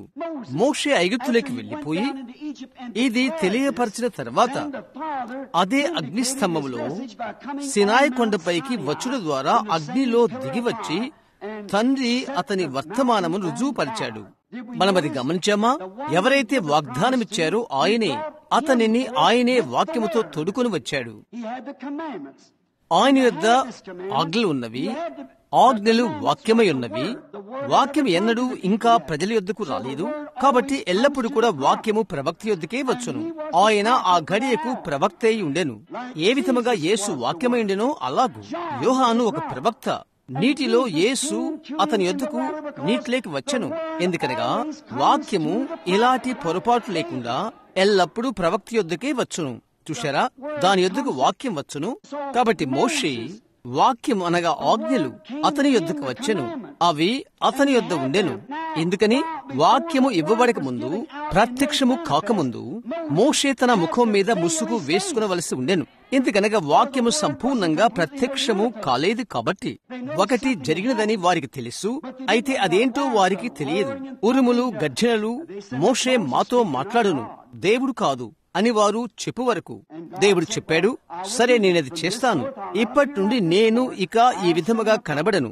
నేను వారి కొరకు ఒక ప్రవక్తను పంపుతాను. కాబట్టి నా ప్రవక్త ద్వారా నేను మాట్లాడుతాను. పౌలు ఇక్కడ 2వ కొరింథీలో మనకు తెలియపరిచినట్లుగా ప్రకృతి సంబంధమైన ధర్మశాస్త్రముతో మోషే ప్రకృతి సంబంధముగా అతడు ముసుగు ధరించవలసి ఉన్నట్లయితే ఆత్మ సంబంధమైనది ఎంతని మహిమగలిగినగా ఉండునో, మరియు అవిశ్వాసిదుట అది బయలుపరచబడక ముందు అతనికి ఎంతగా అది ముసుగా ఉండునో కదా. ఎంతగా వారు మోషేను వింత బంతి అని వారు పిలిచి ఇందులో కదా ముసుగు దాటి వచ్చి అగ్ని స్తంభముల గుండా వెళ్లిపోయి ఆశీర్వాదముతో వచ్చిన నిన్ను ఎంతగా వారు నిన్ను పిలుచుదురో కదా. ఇప్పుడు నీవు ముసుగు వేయబడ్డావు. ప్రజలు దానిని చూడలేరు, వారు దాన్ని గ్రహించలేరు. ప్రకృతి సంబంధమైనదే మహిమగలిగినది, అతీతమైనది లేక అప్రకృతి సంబంధమైనది ఎంత మహిమగలిగినదా ఉండునో కదా. అది ప్రకృతి సంబంధమైనదైతే దానికి అంతమున్నది, అది మహిమగలిగినదిగా ఉండవలసి ఉన్నది. అంతము లేని ఇది అది ఎంతటి మహిమగలదై ఉండును. అయినప్పటికీ అయితే అది ఇంకా ముసుగు వేయబడి ఉన్నది. అది ముసుగు వేయబడినది విశ్వాసికి కాదు, అయితే అవిశ్వాసికి. అతడు దానిని చూడలేడు. దేవుడు ఎల్లప్పుడూ కూడా అవిశ్వాసికి తన్ను తాను ముసుగు వేసుకుంటాడు. ఆచారాలు ముసుగు వేస్తవి. ఆ దినాన వారు చేసినట్లు వారు ఈ దినాన చేయుదురు. ఎక్కడైతే ప్రకృతి సంబంధమైన ముసుగు ఉండెనో, ఇప్పుడు మనము కలిగి ఉన్నది ఆత్మ సంబంధమైన ముసుగు. వ్రాయబడిన వాక్యముతో ఒక ప్రవచనముతో ప్రవక్త వలన వారు రుజువు చేయబడ్డారు. దాన్ని విశదపరచుటకై వ్రాయబడిన వాక్యముతో అతడు వచ్చును. అక్కడ వాక్యము ఉన్నదని వారికి తెలుసును, అయితే దాని అర్థమేదో వారికి తెలియదు. మోషే దానిని విశదపరిచాడు. అతడు చెప్పాడు, ఆజ్ఞ ఇలాగు చెప్పుచున్నది, ఇందు నిమిత్తము చెప్పుచున్నది. అతడు దాన్ని విశదపరిచాడు. అది విశదపరచబడక మునుపు అది ముసుగు వేయబడింది. ఈ రోజు అంతే. ప్రజలకు అది బయలుపరచబడక మునుపు, విశదపరచబడక మునుపు అది వారికి ముసుగు వేయబడినది. దేవుడు, బలవంతుడగు దేవుడు, వాక్యమగు ఆయనే మానవ శరీరంలో ముసుగు వేసుకున్నాడు. గమనించండి, అది అవిశ్వాసికి మరుగు చేయబడినది, అయితే విశ్వాసికి బయలుపరచబడినదని మనం చూస్తున్నాము. గమనించుడి, ఈ అగ్నిస్తంభములో మోషే ఒంటరిగా ప్రవేశించవలసి ఉండెను. ఏ మనుష్యుడు అతనితో వెళ్ళలేడు. అది మనతో ఏం మాట్లాడుతుంది? అది పెంతెకోస్తు గుంపులో చేరుట వలన నీవు ఇందులోకి రాకూడదు. అవును, ఒక గుంపుకు ఆయన అది బయలుపరచలేదు. అభిషేకమైన ఒక వ్యక్తికి ఆయనది బయలుపరచను. ఈ రోజు కూడా ఆ పద్ధతి అంతే.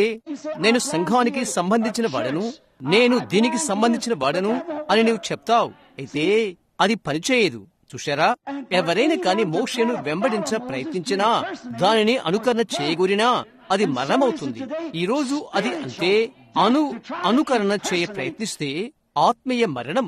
ఈ రాత్రి మనం అందులోకి వెళ్తున్నాము. ప్రకృతి సంబంధమైన పోలికతో గుంపుల మధ్య నుండి లేస్తున్నారు. దానివల్లే ఉండటానికి నటించ ప్రయత్నము చేస్తున్నారు. మరో జీవితాన్ని జీవిస్తున్నారు.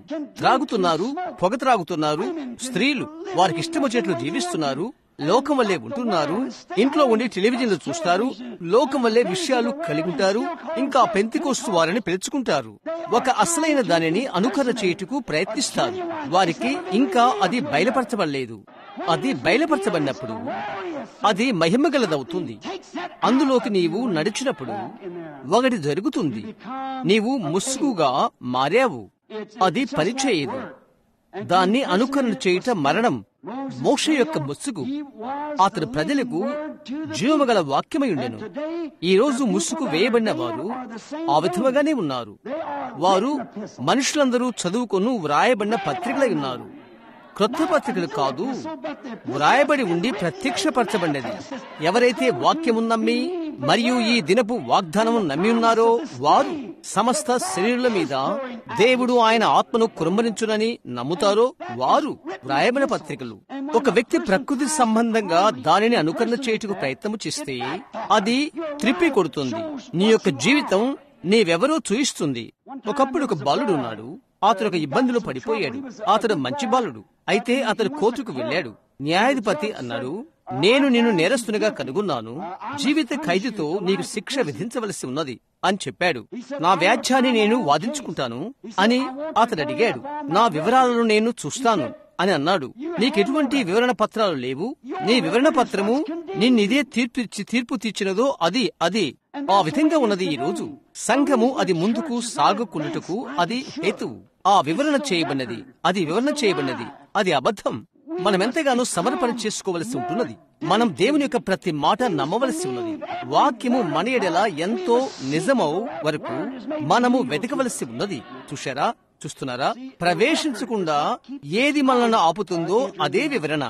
అయితే ఒకసారి ఈ ఉచ్చులో నుండి మీరు బయటికి వచ్చుట కొరకు ఇదే న్యాయస్థానంలో ఆ అబ్బాయి దగ్గర డబ్బు లేదు. చెల్లింపులు చెల్లించలేకున్నాడు. జరిమానా $1000 వెళ్లిపోయినది. అయితే అతనికి ఒక పెద్ద అన్న ఉన్నాడు. అతను వచ్చి అతని కొరకు వాటిని చెల్లించాడు.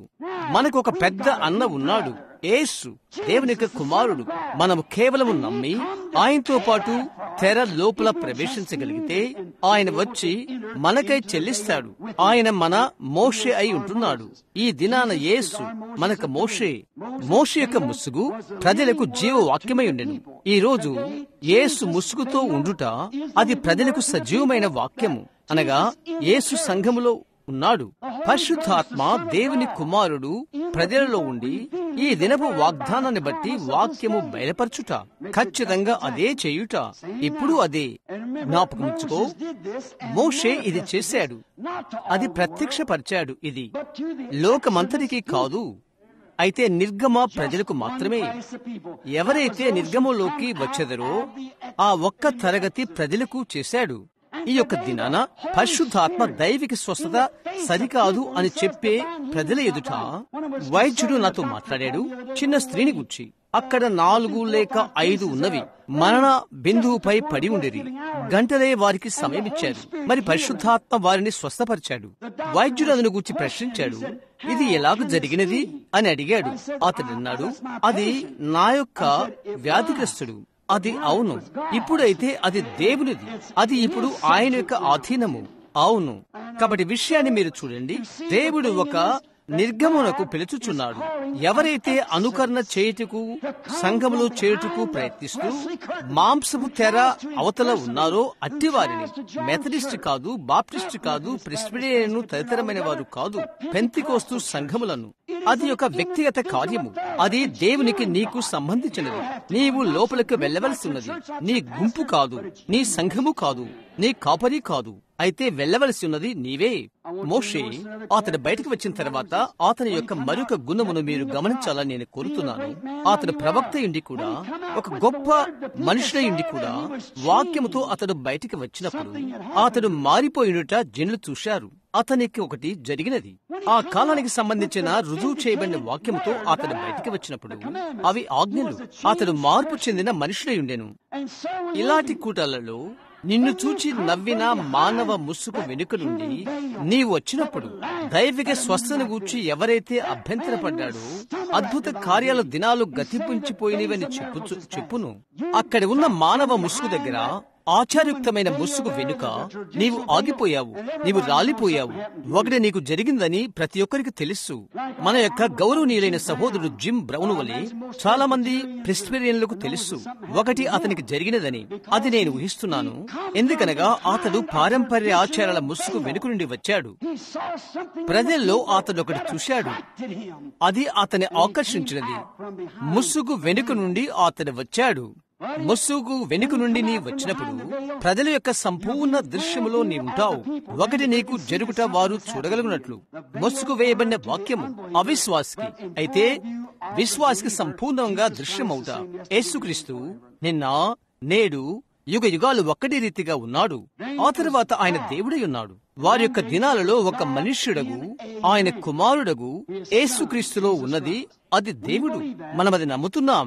ఒక ప్రవక్త మాత్రమే కాదు, ఒక సాధారణ మనుష్యుడు మాత్రమే కాదు, సాధారణమైన మానవత్వము కలవాడు. క్రీస్తులో ఉన్నది అది దేవుడు. మానవుల్లో దేవుడున్నాడు. దైవత్వం యొక్క సంపూర్ణత శరీర రీతిగా ఒక మనుష్యునిలో, దేవుడు మానవుల్లో ఉండెను. ఇప్పుడు దేవుడు మనుషుల్లో ఉన్నాడు. దైవత్వంలో ఉన్న దేవుని యొక్క సర్వ సంపూర్ణత శరీర రీతిగా ఆయన యొక్క సంపూర్ణ సంఘములో ఉండి ఆయన బయలుపరుచుకుంటూ ఆయన వాక్యమును నెరవేర్చుచున్నాడు.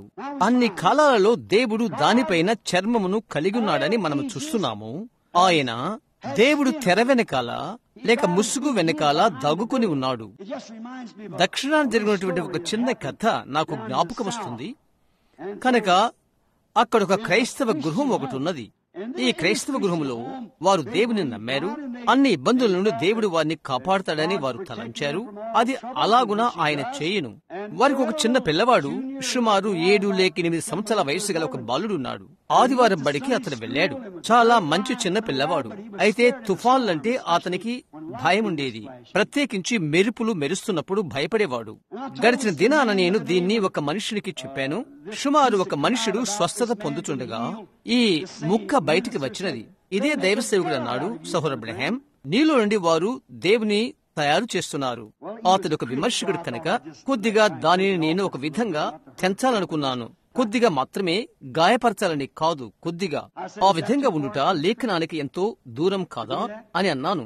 చూశారా? కాదు, అది కాదు అని అన్నాను. ఎందుకనగా యేసు ప్రవక్తలను దేవుళ్ళు అని పిలిచారు కనుక. చూస్తున్నారా? అవునది నిజం, దేవుడు. మరి వారు చెప్పారు, మీరు దేవుని యొక్క స్థానమును తీసుకుంటున్నారు. అదెంతో దూరమైనది కాదు. అదేమైనదో ఖచ్చితంగా ఒకటే. అది ఖచ్చితం. దేవుడు ఆయన ఏ విధముగా వాగ్దానం చేశాడో అలాగే ఆయన శరీరధారి అయ్యాడు. ఇక్కడ మనం చూస్తున్న ఈ చిన్న కుటుంబం, ఇప్పుడు నా మనసులోకి వచ్చిన ఆ చిన్న కథను అతనితో నేను చెప్పాను. అదేదనగా, ఒక రాత్రి తుఫాను వచ్చినది. తల్లి బిడ్డతో చెప్పినది తల్లి, కుమారుడా, నువ్వు పైకి వెళ్లి పడుకో అని. అతను అన్నాడు, అమ్మా, నేను భయపడుతున్నాను, ఏది నీకు హాని చేయదు, పైకి వెళ్లిపోయి పడుకో అని ఆమె అన్నది. ఆ చిన్న పిల్లవాడు పైన పడుకున్నాడు. మెరుపులు కిటికీలో గుండా మెరుస్తున్నాయి. ఆ చిన్నవాడు ఎంతో భయపడిపోయాడు. మూత కింద తన యొక్క తలను అతికించుకున్నాడు. ఇంకా మెరుపులు వింటున్నాడు, లేక కిటికీలో నుండి మెరుపుల కాంతులు చూస్తూ ఉన్నాడు, మరియు ఉరుముల ధ్వనులు వింటున్నాడు. కాబట్టి అతను అన్నాడు, అమ్మా, బిడ్డ, ఏం కావాలి అని ఆమె అడిగినది. ఇక్కడికి పైకి వచ్చి నాతో కలిసి నిద్రబో అని అన్నాడు. కాబట్టి ఏ ఇతర మంచి నమ్మకస్తులైన తల్లుల వలె ఆమె మెట్లెక్కి పైకి వచ్చినది. ఆమె పైకి వచ్చింది. ఆ చిన్న బిడ్డను తన చంకలోకి ఎత్తుకున్నది. చిన్న నాన్న, అమ్మ నీతో ఒక క్షణం మాట్లాడాలనుకుంటుంది అని అన్నది ఆమె. సరే అమ్మా అని అన్నాడు. ఆమె చెప్పింది, ఇప్పుడు నీ మనసులో ఉంచుకోవాలి. మనము ఆలయానికి తరచుగా వెళ్తుంటాం, మనము బైబిల్ చదువుతాము, మనము ప్రార్థించుకుంటాము, మనము క్రైస్తవ కుటుంబం, మనము దేవుని నమ్ముతాము. ఆమె చెప్తుంది, తుఫాన్లతో అది ఏది జరుగుతున్నప్పటికీ దేవుడు మన యొక్క భద్రత అని మనము నమ్ముతాము అని ఆమె అన్నది. అతడన్నాడు, అమ్మా, అది ప్రతిదీ నేను నమ్ముతాను. అయితే అతడన్నాడు, మెరుపు దగ్గరగా ఉన్నప్పుడు అతడన్నాడు, దాని మీద చర్మమున్న దేవుడు నాకు కావాలని నేను ఆశపడుతున్నాను అని చెప్పాడు. కాబట్టి నేను తలుస్తున్నాను, ఆ చిన్న పిల్లవాడు మాత్రమే కాదు, కానీ మనమందరము అలాగూ భావిస్తాము. మనము ఒకరినొకరము కలిసినప్పుడు, మనము ఒకరికొరొకరు ప్రార్థించినప్పుడు దానిపైన దేవుడు చర్మమును ఉంచుతాడు.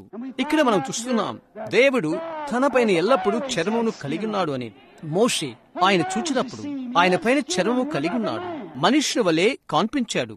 దేవుడు తెరల ఆవల ఉన్నప్పుడు ఆయన పైన చర్మము కలిగి ఉన్నాడు. దేవుడు ఈ రాత్రి ఆయన సంఘములో దానిపైన చర్మమును కలిగింది, ఆయన సంఘములో ముసుగు వేసుకుని ఉన్నాడు. ఈ రాత్రి ఆయన ఇంకా అదే దేవుడు. మనం అది చూద్దాం. అయితే ఎల్లప్పుడూ కూడా చర్మపు తెర, ముసుగు పారంపర ఆచారాలను పట్టుకునేది అవుతుంది. ఆ ప్రజలను ఆయన అలాగున నడిపింప చేయువాడని వారు నమ్మరు. అవునా? ఎందుకనగా దేవుడు ఆయన సంఘములో చర్మములో దానిపైన చర్మముతో ముసుగు వేసుకున్నాడు, లేక మరుగుగా ఉన్నాడు. అవునది నిజం. ఆ విశ్వాసికి ఆయన మరుగుగా ఉన్నాడు, మరి విశ్వాసికి బయలుపరుచుకున్నాడు.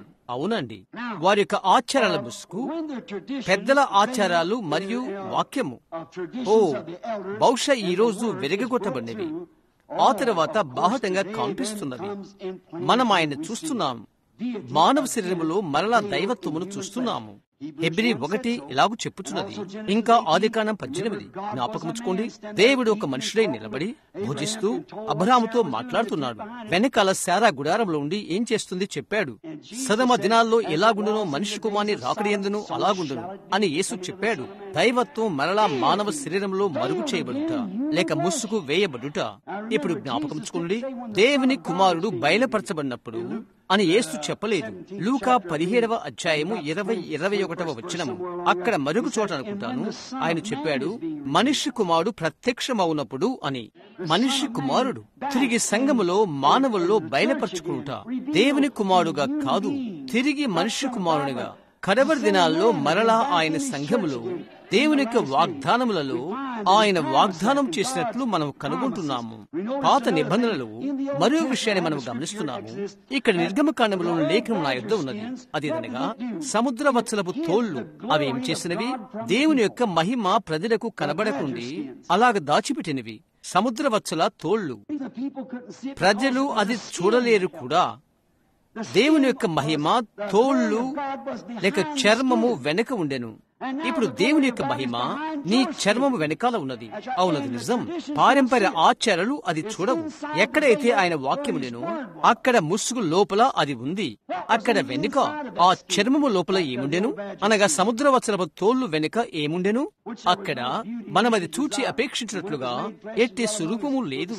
అది శరీరధారి మన మధ్య నివసింపగా అది మనం అపేక్షించినట్లు ఇంకా ఏ స్వరూపము లేదు. ఇప్పుడు ఈ రోజు కూడా అంతే. స్త్రీలో గాని పురుషుల్లో గాని అపేక్షించినట్లు ఏమీ లేదు. అది వెనకాల ఏముందో అది అయి ఉన్నది. సరే, ఆ వ్యక్తి త్రాగేవానిగా యునిడివాడని నాకు తెలుసు. అతడు ఇది చేయువాడు అని నీవు చెప్తావు. అతడు ఏం చేసేవాడైనా నాకు అనవసరం. ఆ చర్మం వెనుక ఏమి దాగుండెను? అక్కడ వెనుక ఏది ఉన్నదో అదే లెక్కకు వస్తుంది. దానికే ప్రజలు గుడ్డివారిగా ఉన్నారు. చర్మము ప్రజలను గుడ్డివారినిగా చేస్తుంది. చూశారా, ఆ స్త్రీ ఆ విధముగా ఉండుట నాకు జ్ఞాపకం ఉన్నది అని వారంటారు. ఆమె ఎలాగున్నదో నాకు తెలుసు. అయితే ఇప్పుడు చూశారా, ఆ చర్మము ఒకప్పుడు సముద్రపు తోళ్లు, అయితే ఇప్పుడు అది దేవుని యొక్క మహిమను దాచిపెడుతున్నవి. దాని వెనకాల అది నిలయమై ఉన్నది. అది ఒక జంతువు, అయితే ఇప్పుడైతే అది దేవుని మహిమ యొక్క నిలయము. కాబట్టి ఈ రాత్రి నీ చర్మము దేవుని మహిమ యొక్క నిలయ స్థలమై మారవలసి ఉన్నది. మానవత్వములో దేవుడు నిలయమై ఉండుట. చూడు, మనము చూచినట్లుగా ఆ పాత సముద్రవత్సపు తోళ్లు దాని లోపల అక్కడ వాక్యముండెను. వాక్యము అక్కడ సముఖపు రొట్టె కూడా ఉండెను. మందసము ప్రోక్షించబడినది. మరి అదేంటి? షెకినా మహిమ అక్కడ ఉన్నది. ఇప్పుడు వాక్యము విత్తనం. దాన్ని కుమారుడు తాకితే తప్ప అది మొలకెత్తదు. విత్తనము మొలకెత్తుడికై, అది వచ్చుడు కొరకై దానిపైకి కుమారుడు రావలసి ఉన్నది. అదొక్కటి మాత్రమే మార్గము. చూడు, నీ వాక్యమును తీసుకో, నీ హృదయం లోపలకు దేవుని యొక్క వాక్యమును తీసుకో, షెకినా మహిమలోనికి నడిచి వెళ్ళు. నీవు అలాగే చేసినప్పుడు అది సముఖపు రొట్టెను తీసుకుని వచ్చును. మన్నా అది కేవలము వేరు చేయబడిన వారికి మాత్రమే ఇవ్వబడును. దానిని తినగలిగిన వారు ఒక్కరు మాత్రమే, అది తినుటకు అనుమతి పొందిన వారు మాత్రమే తినాలి. అది ఎరిగిన వారు మరియు తినుటకు ఆజ్ఞను పొందిన వారు తింటారు. ఇక్కడ పౌలు చెప్తున్నాడు, మహిమ నుండి మహిమకు మార్పు చెందుట. చూస్తున్నారా, చివరికి అది దాని యొక్క అసలైన మహిమ యొద్దకు తిరిగి వస్తుంది. అరుణోదయ కాంతిలో ఉన్న విత్తనం వల్లే అది ఉంటుంది. పువ్వులోని విత్తనము నేలలోకి పడుతుంది, కంకిలోని విత్తనము భూమిలో పడుతుంది. మొట్టమొదటిది ఇది, అది పైకి వస్తుంది, చిన్న అంకురము వేస్తుంది, పెరగడం మొదలు పెడుతుంది. ఆ తర్వాత అది తొక్కలోకి వెళ్లిపోతుంది. ఆ తర్వాత తొక్కలో నుండి దాని అసలైన విత్తనంలోకి వస్తుంది. సరే, అదే ఖచ్చితంగా సంఘము చేసినది. అది లూథర్ నుండి వెస్లీ ఇప్పుడు తిరిగి అసలైన విత్తనము. అది తిరిగి దాని యొక్క అసలైన మహిమలోకి, దాని ఆరంభంలో ఉన్న మహిమలోకి వెళ్తుంది. తూర్పు వైపున ఉదయించిన కుమారుడే, అదే కుమారుడు పశ్చిమ దిక్కున అదే విషయాన్ని ప్రత్యక్షపరచు కుమారుడై ఉన్నాడు. మహిమ నుండి మహిమకు మార్పు చెందుట, అన్యత్వంలో నుండి అది మారిపోయి లూథర్లోకి, మరియు లూథర్లో నుండి వెస్లీలోకి, వెస్లీలో నుండి పెంతికోస్తులోకి, అలాగు మహిమలో ఉండి మహిమలోకి మరుగై ఉన్న మన్నాను ఉత్పత్తి చేస్తున్నది. ఇప్పుడు ఇది పరిపక్వత చెందినది. ఆరంభంలో ఆయన ఇలాగున్నాడో నిష్కర్షగా ఆయనను ఆ విధంగా తెచ్చుటకు ఆయన యొక్క అదే పరిచర్య, అదే యేసు, అదే బలము, అదే పరిశుద్ధాత్మ, పెంతెకోస్తు దినమున దిగివచ్చిన అదే ఆయన మహిమ నుండి మహిమకు అదే పరిశుద్ధాత్మ ఈ రోజు ప్రత్యక్షమయ్యాడు. పరిశుద్ధాత్మిక బాప్తిస్మతో, అదే సూచనలతో, అదే అద్భుతాలతో, అదే బాప్తిస్మతో, అదే రకమైన ప్రజలతో, అదే విధముగా ప్రవర్తించుచు, అదే శక్తితో, అదే ఉత్తేజముతో తన అసలైన విత్తనం యొద్దకు అది తిరిగి వచ్చి ఉన్నది. అది మహిమ నుండి మహిమకు, ఆ తర్వాత ఈ మహిమ నుండి ఆయన మహిమ గల శరీరం వంటి శరీరంలోనికి వచ్చును. అక్కడ ఆయన్ను మనము చూతము. అబ్రహాము అదే చూశాడు. గమనించుడి, ఏ విధముగా అది మార్పు చెందినది మనం చూశాము. కల్వరి మొదలుకొని ఆయన మహిమను మనము పంచుకుంటకు మనము ఆహ్వానింపబడ్డాము. ఇప్పుడు 1 కొరింథీ 12, ఆయన శరీరంలోనికి మనము బాప్తిసం పొందితిమి. ఒక్క ఆత్మను బట్టి మనమందరము బాప్తిసం పొందితిమి. ఒక్క నీటిని బట్టి కాదు, ఒక్క ఆత్మను బట్టి మనమందరము బాప్తిసం పొందితిమి. అవునది నిజం. మరి ఆ తర్వాత అప్పుడు ఆయనలో భాగస్థులమైతిమి. నేను ఎక్కువసేపు మిమ్మల్ని ఉంచుట్లేదు అని నేను అనుకుంటాను. అవునా? నేను అలా కాదని అనుకుంటున్నాను. అయితే అది గీతాలాపన చేయు లేక ఒక నాటకములో నటించినటువంటి ఒక గంభీరమైన స్వరమేళనము, సింఫోనీ వలె ఉంటుంది. స్వరమేళనము అనగా సింఫోన్ల గుచ్చి లేదా నాటకాల గుచ్చి గాని నాకు ఎక్కువగా తెలియదు. అయితే నేను ఈ నాటకాన్ని గమనించుచుంటిని. కార్మెన్ అను నాటకములో నా కుమార్తె వారు ఉన్నప్పుడు దాని గురించి నేను సంభాషించుచుంటిని. ఈ కార్మెన్ లో వారు ఈ సింఫోనీని వారు పాడారు, వినియోగించారు. వారు నటన చేస్తున్నారు. ఈ సంగీతం వారు నటించుచునే ఆలాపన చేస్తుంది. పరిశుద్ధాత్మను నీవు పొందినప్పుడు క్రీస్తులో అది ఆ విధంగా ఉంటుంది. పీటర్ అండ్ ద వుల్ఫ్ అను కథను ఎవరు సమకూర్చారో అటు రష్యా రచయితను గూర్చి మీలో అనేకులు వినియుందురు లేక చదివి ఉంటారు. అతడు వారు గుర్తులతోనూ తదితరమైన విధంగా వారు ఎలాగ నటించింది మీరు చదివిందురు. పత్రికలో నుండి తీయబడి చదివిన వారు ఎవరైనా ఉన్నట్లయితే కథ మీకు తెలిసి ఉంటుంది. ఆ సింఫోనీ ఆ నాటకంలో ఏ విధముగా నటించినది మీరు వినియుందురు. ఎందుకనగా ప్రతి ఒక్క మార్పు వారికి తెలుసు. వారిక్కడ చూచుచూ మార్పును గమనిస్తారు. రచయిత ఒకటి వ్రాసి సరిగా అది ప్రవర్తించుకుంటే లేక నడవకుంటే ఏం జరుగుతుందని మనం అనుకుంటాము. అవి మనము చూచున్నప్పుడు ఎక్కడో ఒక చోట లోటు ఉంటుంది. ఎవరైనా అది రచించిండిరో, ఎవరైతే దాన్ని రచించారో దాన్ని అతడు తయారు చేసి అది వ్రాసాడు. అప్పుడు సింఫోనీ దాన్ని వాయిస్తుంది. తప్పుడు రాగాన్ని పలికింది. ఒక చోట ఒకటి తప్పయింది. దర్శకుడు తప్పుడు సైగ చేశాడు. చూశారా? నా లూథర్ సహోదరులారా, నా బాప్టిస్ట్ సహోదరులారా, నా పెంతెకోస్తు సహోదరులారా, అదే నేటి దినాన జరుగుతున్న విషయం. వివిధమైన సంఘశాఖ నుండి వచ్చిన నా సహోదరులందరకు అదే ఇప్పుడున్నది. గమనించుడి, వాస్తవంగా ఇక్కడ ఉన్న సంగీత పత్రం మరొక దినానికిది అని తెలుపుతుండగా వెనుక లూథర్ దినాల్లో, వెస్లీ దినాల్లో అలాగ తాకిన రాగాన్ని మీరు ఇచ్చుటకు ప్రయత్నం చేస్తున్నారు. అవునా? చూశారా? లూథర్ యొక్క వెలుగులో మనము జీవించలేము. అతను దిద్దుబాటు చేసిన వాడు. అతని భాగాన్ని మనం శ్లాఘిస్తాం. అయితే మనం అది దాటిపోయాము. ఇక్కడ మనము ఇప్పుడు పుస్తకం వెనకాల ఉన్నాము. చూశారా? ఆ విధముగా మనం అది ఆడలేము లేక పాడలేము. సహోదరులారా, అది చేయటానికి సమర్థత కలిగించు ఒకే ఒక మార్గం ఇది. లోకమందని సహోదరులు లోకములోని పలు స్థలాలకు సంబంధించిన వారు అది చేయటానికి దర్శకునికి ఉన్న ఒకే ఒక మార్గమని నేను చెప్పి ఉండవచ్చు. రచయిత ఏ ఆత్మలో ఉన్నాడో ఆ ఆత్మలోనికి ఇతడు రావలసి ఉన్నది. అప్పుడు దాన్ని అతడు పొందుకుంటాడు. సింఫోనియగు సంఘము ఈ అద్భుతాలు సూచికల కొరకు లోకము ఎక్కడ ఎదురుచూచుచున్నదో సంఘము మరియు రచయిత మరియు దర్శకుడు అందరూ కూడా రచయిత కలిగి ఉన్న ఆత్మలోకి రావాలి. అప్పుడు వారు అద్భుత కార్యాల దినములు గతించిపోయినవి అని వారు చెప్తే అది సరైన స్వరాన్ని పలకదు. అయితే దాని యొక్క సరైన నాదమును పలికితే దాని యొక్క నిజమైన ఆత్మ రచయిత యొక్క ఆత్మ వచ్చు వరకు నీవది ఎలాగూ చేయగలుగుతావు? ఆమేన్. ఆ తరువాత అద్భుత కార్యాల దినాలు ఎన్నడూ గతించువని నీవు చెప్తే సింఫోనీ ఆమేన్ అని ధ్వనిస్తుంది. యేసుక్రీస్తు నిన్న నేడు యుగ యుగాలు ఒక్కటే రీతిగా ఉన్నాడు అని మనం కొడితే సింఫోనీ ఆమేన్ అని ధ్వనిస్తుంది. పరిశుద్ధాత్మ మీ మీదకి వచ్చినప్పుడు మీరు శక్తి నొందెదరు. సింఫోనీ ఆమేన్ అని ధ్వనిస్తుంది. నేను అది పొందుకున్నాను. అలాంటప్పుడు అందును గురించి ఏ విధమైన ఊహాజనితమైనది ఏది ఉండదు. సింఫోనీ సరిగ్గా ఉన్నది. వాక్యం యొక్క సర్వ సామరస్యతతో ఉంటుంది. అది సాగిపోతుంది. అదే అది ఒక మహత్తరమైన విషయము. దర్శకుడు రచయిత ఒకే ఆత్మతో ఉండవలసి ఉన్నది. ఆ విధంగానే సంగీత విద్వాంసులు అదంతా కొనసాగించబట్టుకు అదే ఆత్మ కలిగి ఉండవలసి ఉన్నది. జరుగుతున్నదేదో చూచి లోకం ఆశ్చర్యపడిపోతుంది. కమ్యూనిజం, సామ్యవాదం వారు మాట్లాడేది నాకు బాధ కలిగిస్తుంది. ఈ యొక్క అన్ని సమగ్రత ఇతరమైనవి మరియు వేర్పాటు ఎంత జాలి. ప్రభు యొక్క రాకడ సమీపంగా ఉండగా ఒకటి తప్పుడుగా తాకుతుంది. నేను భయపడుతున్నాను. దర్శకుడు రచయిత యొక్క ఆత్మ నుండి వేరవుతున్నారు.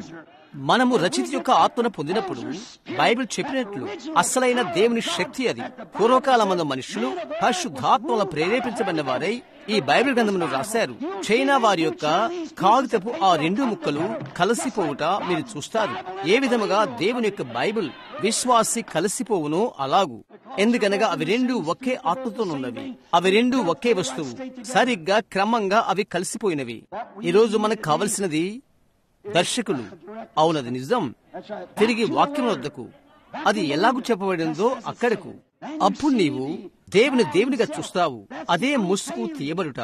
నాటకం వాస్తవమైపోయినది.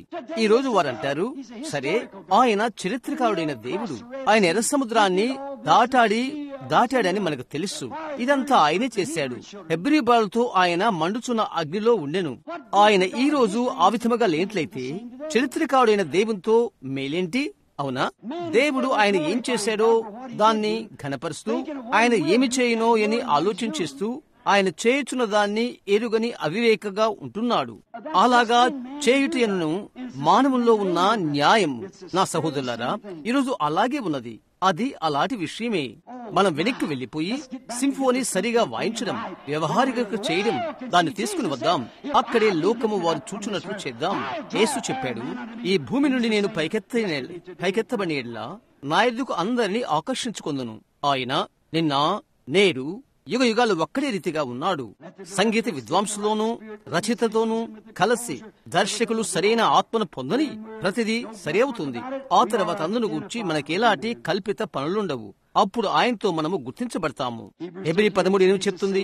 ఆయన నిన్న నేడు యుగములు ఒక్కడి రీతిగా ఉన్నాడు అని. అపోస్తుల కార్యములో 2లో ఆయనతో మనము గుర్తించబడితేమి. ఒకే బాప్తిసములోను ఒకే దానిలో మనము వారితో గుర్తించబడితేమి. అప్పుడు ఆయన ఏమైండును మరియు అన్ని ఆయనే ఉన్నాడు. ఆయన ఏమైండెను, ఆయన ఉన్నాడు. అది మనమై ఉన్నాము. ఖచ్చితంగా అదే. ఉదాహరణంగా నేను నిజమైన అమెరికా వాసిగా ఉండాలంటే ప్రతి దానిలో ఆమె ఏమైండెనో అట్టి ప్రతి దానిలో నేను గుర్తించబడవలసి ఉన్నది. నేను నిజమైన అమెరికా వాసినైతే అలాంటప్పుడు ప్లేమౌత్ రాక్ యొద్ద నేను దిగవలసి ఉన్నది. ఆమేన్. నేను అలా చేశాను. నేను అమెరికా దేశస్థునైతే ఆ విధముగానే నీవు కూడా యాత్రికులైన పితరులతో ప్లేమౌత్ రాక్ యొద్ద నీవు దిగావు. ప్లేమౌత్ రాక్ వారు అక్కడ దిగినప్పుడు నేను వారితో ఉన్నాను. నీవు కూడా అంతే. ప్రతి ఒక్కరూ అంతే. రహదారి పైన ప్రతి అపాయాన్ని గురించి హెచ్చరిక చేస్తూ పాల్ రెవెర్ తో కలిసి నేను బండి నడిపాను. అది నిర్దిష్టంగా నిజము. ఒక గుంపు సైనికులతో కలిసి వారిలో సగం మందికి కాళ్లకు చెప్పులు లేవు. ఇక్కడే వాల్ ఫోర్జ్లో మంచుమయమైన డెల్వాల్లో నేను దాటితని చేతులు ముందుంచుకొని రాత్రంతా ప్రార్థించిన జార్జ్ వాషింగ్టన్ తో నేను ప్రార్థించాను. నా గుండెల్లో ఒక దర్శనాన్ని నేనుంచుకొని డాల్ వేరెన్ను నేను దాటిపోయాను. మనము అమెరికా వారము. అవునండి, ఫోర్జ్ వద్ద నేను నిశ్చయంగా చేశాను. అసలైన కృతజ్ఞత గల పితరులతో నేను కృతజ్ఞతలు పంపాను. దేవునికి నేను కృతజ్ఞతలు పంపించాను. నేను నిజముగా అమెరికా వాసినైతే అక్కడ బల యొద్ద నేను గుర్తించబడతాను. నేను నిజమైన అమెరికా దేశస్థునైతే నేను స్టోన్ వాల్ జాక్సన్ తో నిలబడినప్పుడు నేను గుర్తించబడితే, నేను నిజమైన అమెరికా వాసినైతే బోస్టన్ టీ పార్టీతో నేను గుర్తించబడితే, అవునండి, మన కళ్ళపైన ఆ వస్తువులు పెట్టుకు మనము నిరాకరించినప్పుడు నేను నిజమైన అమెరికా వాసిని, అక్కడ దానితో నేను గుర్తించబడితే. 1576లో జూలై 4న మొదట లిబర్టీ బెల్ నేను మ్రోగించితిని. ఇక్కడే నేను లిబర్టీ బెల్ మ్రోగించి మనం స్వతంత్రులమని ప్రకటించితిమి. నిజమైన అమెరికా వాసినట్టు కొరకై నేనది చేయవలసి ఉండేను. విప్లవ సంబంధమైన భావాలకు సహోదరుడు వృత్తిరిక్తంగా పోరాడినప్పుడు ఆమె యొక్క అవమానముతో నేను గుర్తించబడితే, ఆమె మహిమను నేను ఎలాగూ సహించదను, అలాగే ఆమె యొక్క సిగ్గును నేను సహించవలసి ఉన్నది. నేను అమెరికా దేశ వాసునైతే నేనది చేయవలసి ఉన్నది.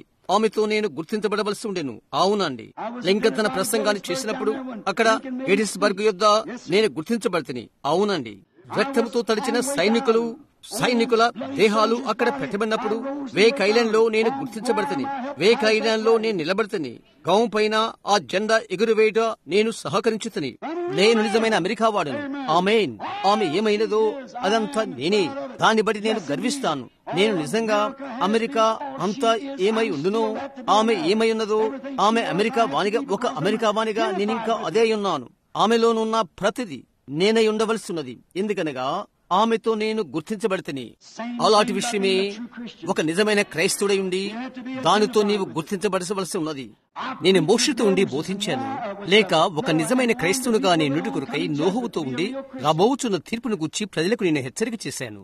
మండుచున్న పొద యొద్ద నేను మోషతో ఉంటేని నేను అగ్నిస్తంభాన్ని చూశాను, నేను ఆయన మహిమను చూశాను.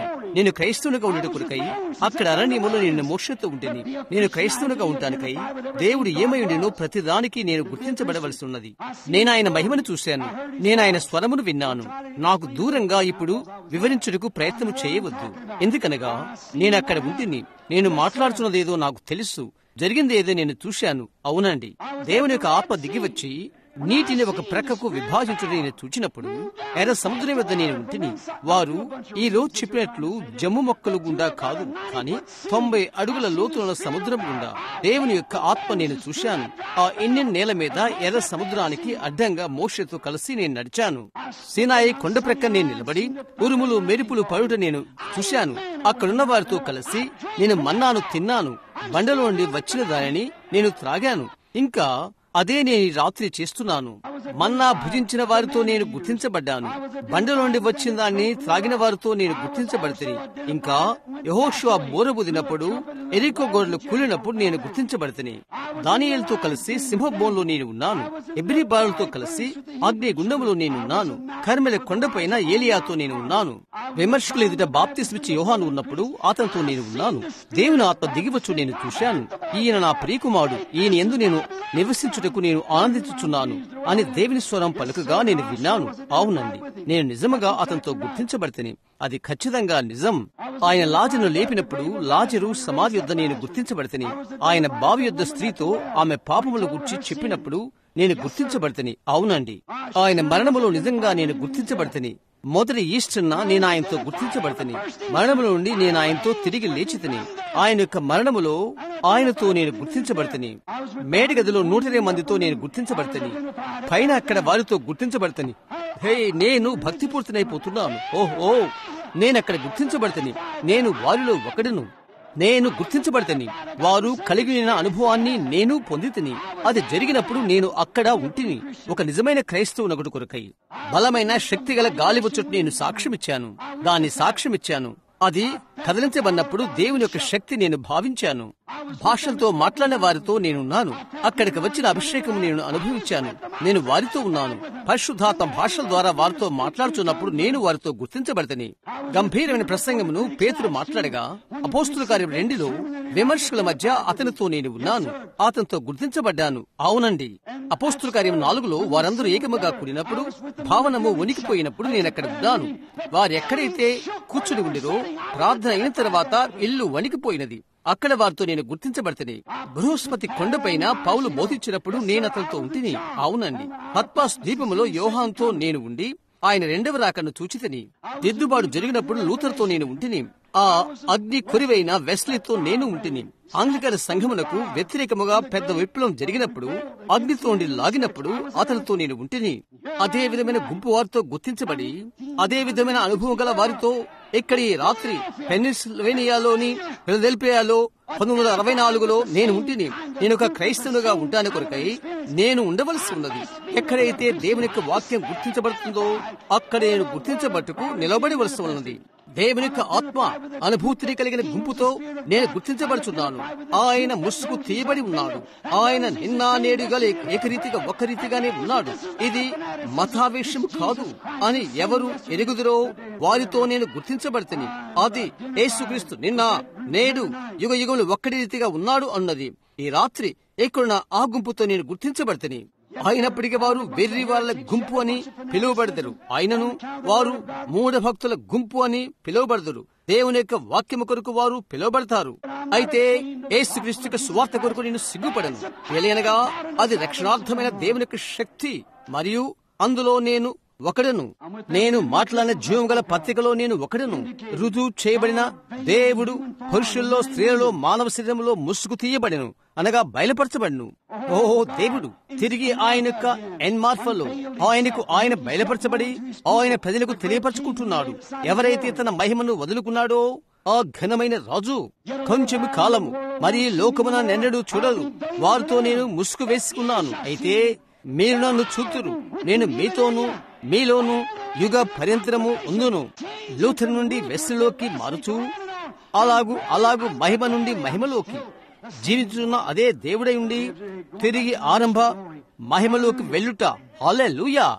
ఆయన సంఘ శాఖల యొక్క ప్రతి ముసుగును పగలగొట్టాడు. ప్రతి ఒక్క శబ్ద అడ్డు గడియను విరగ్గొట్టాడు. ఆ శబ్దం చెప్తుంది, ఓ అది మూఢభక్తి అని. నేరుగా దాన్నే ఆయన విరగ్గొట్టాడు. అక్కడ అందులోండి వచ్చు శబ్దం చెప్తుంది, ఓహో వారు పిచ్చివారు. నేరుగా ఆ ముసుగుని తెరని ఆయన పగలగొట్టాడు. అవును, ఆయన దాన్ని చేశాడు. ఓ నీవది చేయలేవు. నీవు మతావేశపరుడు అలా గుంపు వాడవు, మరొకటి కాదు. నేరుగా ఆయన దాన్ని పగలగొట్టాడు. దైవిక స్వస్థత అనున్నది లేదు. దాన్ని ఆయన పగలగొట్టాడు.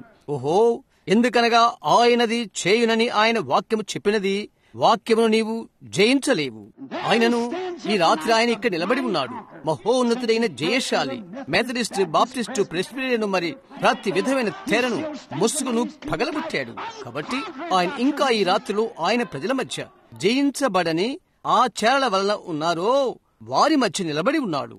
ప్రజలు ఏమి చేయాలనుకుంటున్నారో చేయని, ఏమి చెప్పాలనుకుంటున్నారో చెప్పని, ఏదైనా వారు కోరినది ఆ శబ్ద ప్రతిబంధకమును పగలగొడుతూ దేవుడు వచ్చుచున్నాడు.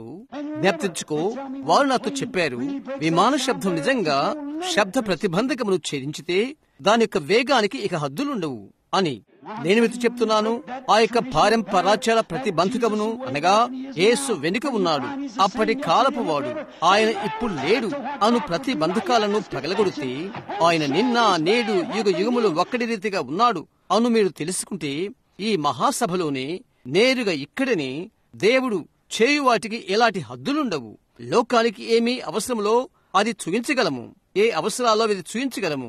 ఒక ప్రపంచ సంత కాదు, కానీ నింపబడి జీవముగల దేవుని సన్నిధానములో బాప్తిసం పొందిన ప్రపంచ ఉజ్జీవం ఎన్మార్ఫే మానవ శరీరములో ఆయనకు ఆయనే బయలుపరుచుకుంటా. హల్లెలూయా! నేను నమ్ముతున్నాను. ప్రతి ఒక్క బంధకాన్ని, ప్రతి ఒక్క అడ్డుతెరను, ప్రతి ఒక్క ముసుగును పగలగొట్టెను. ఆయన సన్నిధిలో ఏది దాక్కోలేదు. ప్రజలు తమ యొక్క హృదయాలలో ఆకలి ఉన్నట్లయితే పగలగొట్టబడిన దానికి తెర ఉన్నది. నీవు దాని మీద ఆధారపడవచ్చు. ఆయన యొక్క గొప్ప పరిశుద్ధాత్మ ద్వారా ప్రతి ఒక్క తెరను చీల్చివేయి. మహోన్నతుడైన జయశాలి ఈ రాత్రి ఇక్కడ నిలబడి ఉన్నాడు. నిన్న నేడు యుగ యుగములు ఒక్కడి రీతిగా ఉన్నాడు. రోగులను స్వస్థపరచుచు, విశ్వాసులకు బాప్తిస్మిచ్చుచు ఎప్పుడు ఆయన ఎలాగూ చేశాడో అలాగూ చేయును. ఆయన మహోన్నతుడకు జయశాలి. ప్రళయ విధికి నిర్ణయించబడిన దయ్యాలు పరుగులు తీస్తున్నవి. అవునండి, అవి ఎల్లప్పుడూ అంతే. ఆయన చుట్టూ ఉండగా ముగింపులో నేను దీన్ని చెప్పవచ్చా? చాలా కాలము క్రితం ఒక వృద్ధుడైన వయోలిన్ విద్వాంసుని గురించి నేను ఒక కథ చదివాను. అతనికి ఒక పాత వయోలిన్ ఉన్నది. అది వారు అమ్మబోతున్నారు. చాలా సార్లు మీరు ఆ కథ విని ఉంటారు. ఒక దాని కొరకై వారు దానిని అమ్మవాలని కోరారు. వేలం వేయవాడు అన్నాడు, ఎవరు నాకెంత ఇవ్వగలరు అని అడిగాడు. అతడు కొంచెం నాణాలకే దాన్ని అమ్మ చూశాడనుకుంటాను. 50 సెంట్లు లేక మరికొంత. ఒకసారి 2 సార్లు నేరుగా వెనుక ఉన్న ఒక పురుషుడు లేచాడు. 1 నిమిషం అని అన్నాడు. అతను నడుస్తూ వెళ్లిపోయి అది తీసుకున్నాడు. అతడు ఇది పాడాడని అనుకుందాము. ఇమ్మానుయేలు నరముల నుండి ప్రవహించు రక్తపు ఊట, పాపులు ఆ రక్తపు మడుగులో మునగగా పాప నివృత్తి యగును. అతడు తాను దాన్ని కింద పెట్టినప్పుడు కన్నీరు కార్చని కన్ను అక్కడ లేకుండెను. తరువాత అతను అన్నాడు, ఎవరు వస్తారు అని. ఒకరు అన్నారు, 5,000, 10,000. అది విలువను అవధులు దాటినది. ఎందుకని ఆ వయోలిన్ యొక్క వృద్ధ యజమానుడు దాని అసలైన గుణ విశేషమును తెలియపరిచాడు. ఓ సహోదరుడా, సహోదరి, ఎవరైతే ఈ వాక్యమును వ్రాసి ఉన్నారో మహోన్నతులైన పరిశుద్ధాత్మ ఈ వాక్యం యొక్క యజమానుడు ప్రేమతో ఆయన యొక్క వింటిని రాపిడి చేశాడు. నీ గుండెకు అడ్డంగా లాగాడు. ఇమ్మానుయేలు నరముల నుండి ప్రవహించు రక్తపు ఊట నిండైన విలువను నీవు చూస్తావు. బయలుపరచబడిన దేవుడు నిండుగా కనిపించుట నీవు చూస్తావు. అది పెంతెకోస్తు దినమున ప్రజల మీద ఆయన ఏ విధముగా దిగినో ఆయన ఆ విధముగానే ఉండును. ఆయనకు ఆయన కెనోస్ అయినప్పుడు, అందులోకి ఆయన కాలు చేసుకున్నప్పుడు అవునది నిజం. సోదరుడు అబ్రహాం, నేను ప్రయత్నం చేశాను, నేను ఇది చేశాను, అది చేశాను, మరొకటి చేశాను అని నీవు చెప్తావు. ఒకరోజు న్యూ మెక్సికోలోని కార్ల్స్బైడ్ లో నాకు ఒక కూటమి జరిగినది. అక్కడ ఉన్నటువంటి పెద్దదైన గబ్బిలాల గుహ బ్యాడ్ డెన్, అక్కడికి మేము వెళ్ళాము. అది ఒక విధంగా దయ్యాల గుహగా కనిపిస్తుంది. ఏ మనిషి అయితే ఈ స్థలంలోనికి చేరుకున్నాడో అక్కడ దిగి తటాలన దీపాలు తీసివేశాడు. ఓహో, అది ఎంతో చీకటి. నీవు ఊహించవచ్చు. నీవు తవడలేనంతగా చీకటి అక్కడ ఉన్నది. సంఘము దేవుని యొక్క వాక్యమును గుర్తించలేని స్థితిలో ఉండుట మనం చూచినప్పుడు సమయం కాలాలు అలాగుంటవి. మన యొక్క సియోను కుమార్తె వారు చేయుచున్నవి చేయుట నీవు చూచినప్పుడు, మన యొక్క సహోదరులు ప్రొగతాగడం, మద్యపానం సేవించడం, మురికి చెలోక్తులు వేయడం, అలాగుండి క్రీస్తుని గురించి ఒప్పుకోలు వారు కలిగి ఉండడం నీవు చూచినప్పుడు, అయ్యయ్యో, అది చీకటి, అది గాఢాంధకారము. ఆయన యొక్క రాకడి గుర్తు మనం చూస్తున్నప్పుడు అది ఎల్లప్పుడూ కూడా తెల్లవారికి మనకు చీకటి, ఆ తర్వాత వేకువ చుక్క దినానికి శుభం చెప్తూ వస్తుంది. దాని ఆగమనమును తెలుపుతూ వస్తుంది. అది వచ్చుచున్నదని చూయిస్తూ వస్తుంది. అక్కడ వారు దాన్ని నిలిపేసిన వెంటనే ఒక చిన్న బాలిక గొంతెత్తి పెద్దగా అరిచినది. మార్గదర్శి ప్రక్కనే ఒక చిన్న పిల్లవాడున్నాడు. ఆ విధంగా దీపాలను ఆ మార్గదర్శి ఆర్పివేయడం అతడు చూశాడు. ఆ చిన్న చెల్లెలు తొట్టిల్లబోతున్నది. ఆమె అరుపులరుస్తూ పైకి కిందకు దుముకుతుంది. ఇంకేం జరగబోతున్నది? ఏంటి విషయం? అతడేమని అరిచాడో తెలుసా? చెల్లి, భయపడకు, దీపాలను వెలిగించు, ఒక మనిషి ఇక్కడే ఉన్నాడు అని చెప్పాడు. చెల్లి, విను, మనం చిన్నవారం, కొద్ది మందిమని నీవనుకోవచ్చు. అయితే భయపడవద్దు. దీపాలను త్రిప్పే ఒక మనుషుడు ఒకరున్నారు. అదే పరిశుద్ధాత్మ. మీరు దాన్ని నమ్ముతున్నారా? ఒక క్షణం మనము తల్ల వంచుకుందాము. మిమ్మల్ని ఉంచినందుకు క్షమించండి. ఓహో పరలోకపు ఘనమైన దేవా, నిన్ను నీవే బయలుపరుచుకుంటూ, నిన్ను నీవే తెలియపరుచుకుంటూ, నిన్ను నీవే బట్టబయలు చేసుకుంటూ, మహిమగల ఘనమైన రాజా, ఈ రాత్రి ఈ చిన్న ఉదాహరణలు స్వీకరించుము. అవి ప్రజల హృదయాల్లోకి పడును కాక. ఎవరైతే దిగివచ్చి దేవాలయపు తెరను చిల్చెనో అట్టి బయలుపరచబడిన ఆయనను మేము చూచెదము కాక. ఆ తర్వాత ఆ తెరలో నుండి బయటకు వెళ్లిపోయి పెంతెకోస్తు దినమున నేరుగా తిరిగి మానవ తెరలోనికి దిగివచ్చెను. మహిమ నుండి మహిమకు మారటం ఎప్పుడు ఒకటే రీతిగా ఉండెను. ఇప్పుడు మేము సకల ప్రకృతి వలె తిరిగి వెనుకకు వచ్చాము. నడవడి చేస్తూ ఒక సంఘకాలం నుండి మరొక సంఘకాలానికి తిరిగి అసలైన విత్తనానికి వచ్చాము. ఇక్కడి చివరి కాలంలో ఇక్కడే మేమున్నాము. ప్రతి లేఖనము నెరవేర్పుడుకై పెంతెకోస్తు దినమున పడిన అసలైన దాని యొద్దకు తిరిగి వచ్చాము. అస్తమయ కాలమున వెళుతురు నేను చేయ కార్యములు మీరు కూడా నీ వాక్యమునందు నీవు వాగ్దానం చేసిన అనేకమైన విషయాలు తండ్రి, ఇంకా ఆ తెర పగలగొట్టని వారు ఇంకా ఇక్కడ ఉన్నట్లయితే, లేక తెలగుండా వెళ్లిన ఒక్కరిని ఊరక అనుకరణ చేయు ఒకరు ఉన్నట్లయితే తండ్రి, ఈ రాత్రి కృపచూపుము. ఎక్కడే నిలబడి ఉన్న మహోన్నతులైన జయశాలిని వారు చూచెదరు కాక, క్షమించుటకు కృపా బలములు కలిగిన వాడు ఆయనే. తండ్రి, అనుగ్రహము చూపుము. మనము తల్లవంచుండగని ఎవరైనా ఇక్కడ ఉన్నారా? సహోదర అబ్రహాం, నా చేయి పైకెత్తుచున్నాను, నా కొరకు ప్రార్థించు అని నాతో చెప్పువారు ఎంతమంది ఉన్నారు? తల అలాగే వంచి నీ చేయి పైకెత్తు. ప్రతి ముసుగు తెరను నేను పగలగొట్టాలనుకుంటున్నాను. జయశాలిని నేను చూచే వరకు దేవుడు నిన్ను దీవించును. అయ్యో, హస్తాలు బాల్కనీలో లేక వసాలలో కుడివైపున దేవుడు మిమ్మల్ని దీవించును. వసాలలో వెనుకున్నవారు దేవుడు మిమ్మల్ని దీవించును. నిజంగా నమ్మకంగా ఉండుడి. ఎడం వైపు ఉన్నవారు మీ చేయి పైకెత్తుడి. సహోదర బ్రహాం, సంవత్సరాల తరబడిగా నేను క్రైస్తవునిగా ఉండవలసిన వాడను. అయితే నిజంగా ఆ తెర ముసుగు గుండా నేను రాలేదు. నేను నిజంగా ఎన్నడూ చేయలేదు. అప్పుడు వారికి ఏది ఉన్నదో నేనది పొందుకోలేదు అని చెప్తారా? ఈ రోజు నేను కుళ్ళిన మడిలో ఉన్న మొక్కనై ఉన్నాను. కుళ్ళిన మడిలో పెరిగిన పూల మొక్కను మీరు తీసుకోండి. నీవు దాన్ని బుజ్జగించాలి, జోకొట్టాలి, మందు చల్లాలి, నీళ్ళమడి కొట్టాలి.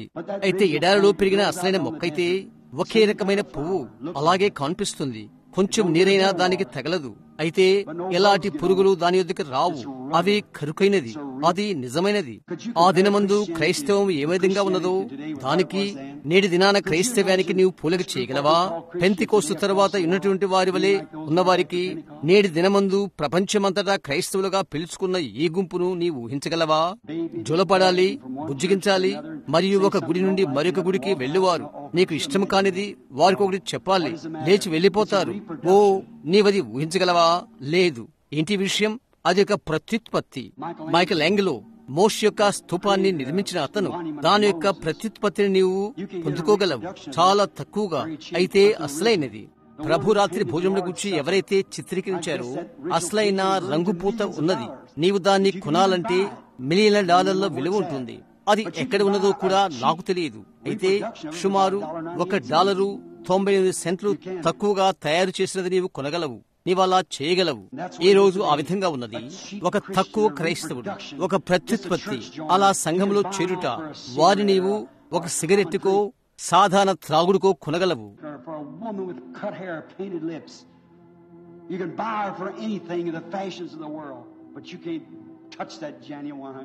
లేదా తల వెంట్రుకలు కత్తిరించుకున్న స్త్రీయో, లేదా పెదవులకు రంగులు పూసుకున్న స్త్రీయో, ఆమె నీవు లోకములోని ఎలాంటి షోకులకైనా కొనగలవు.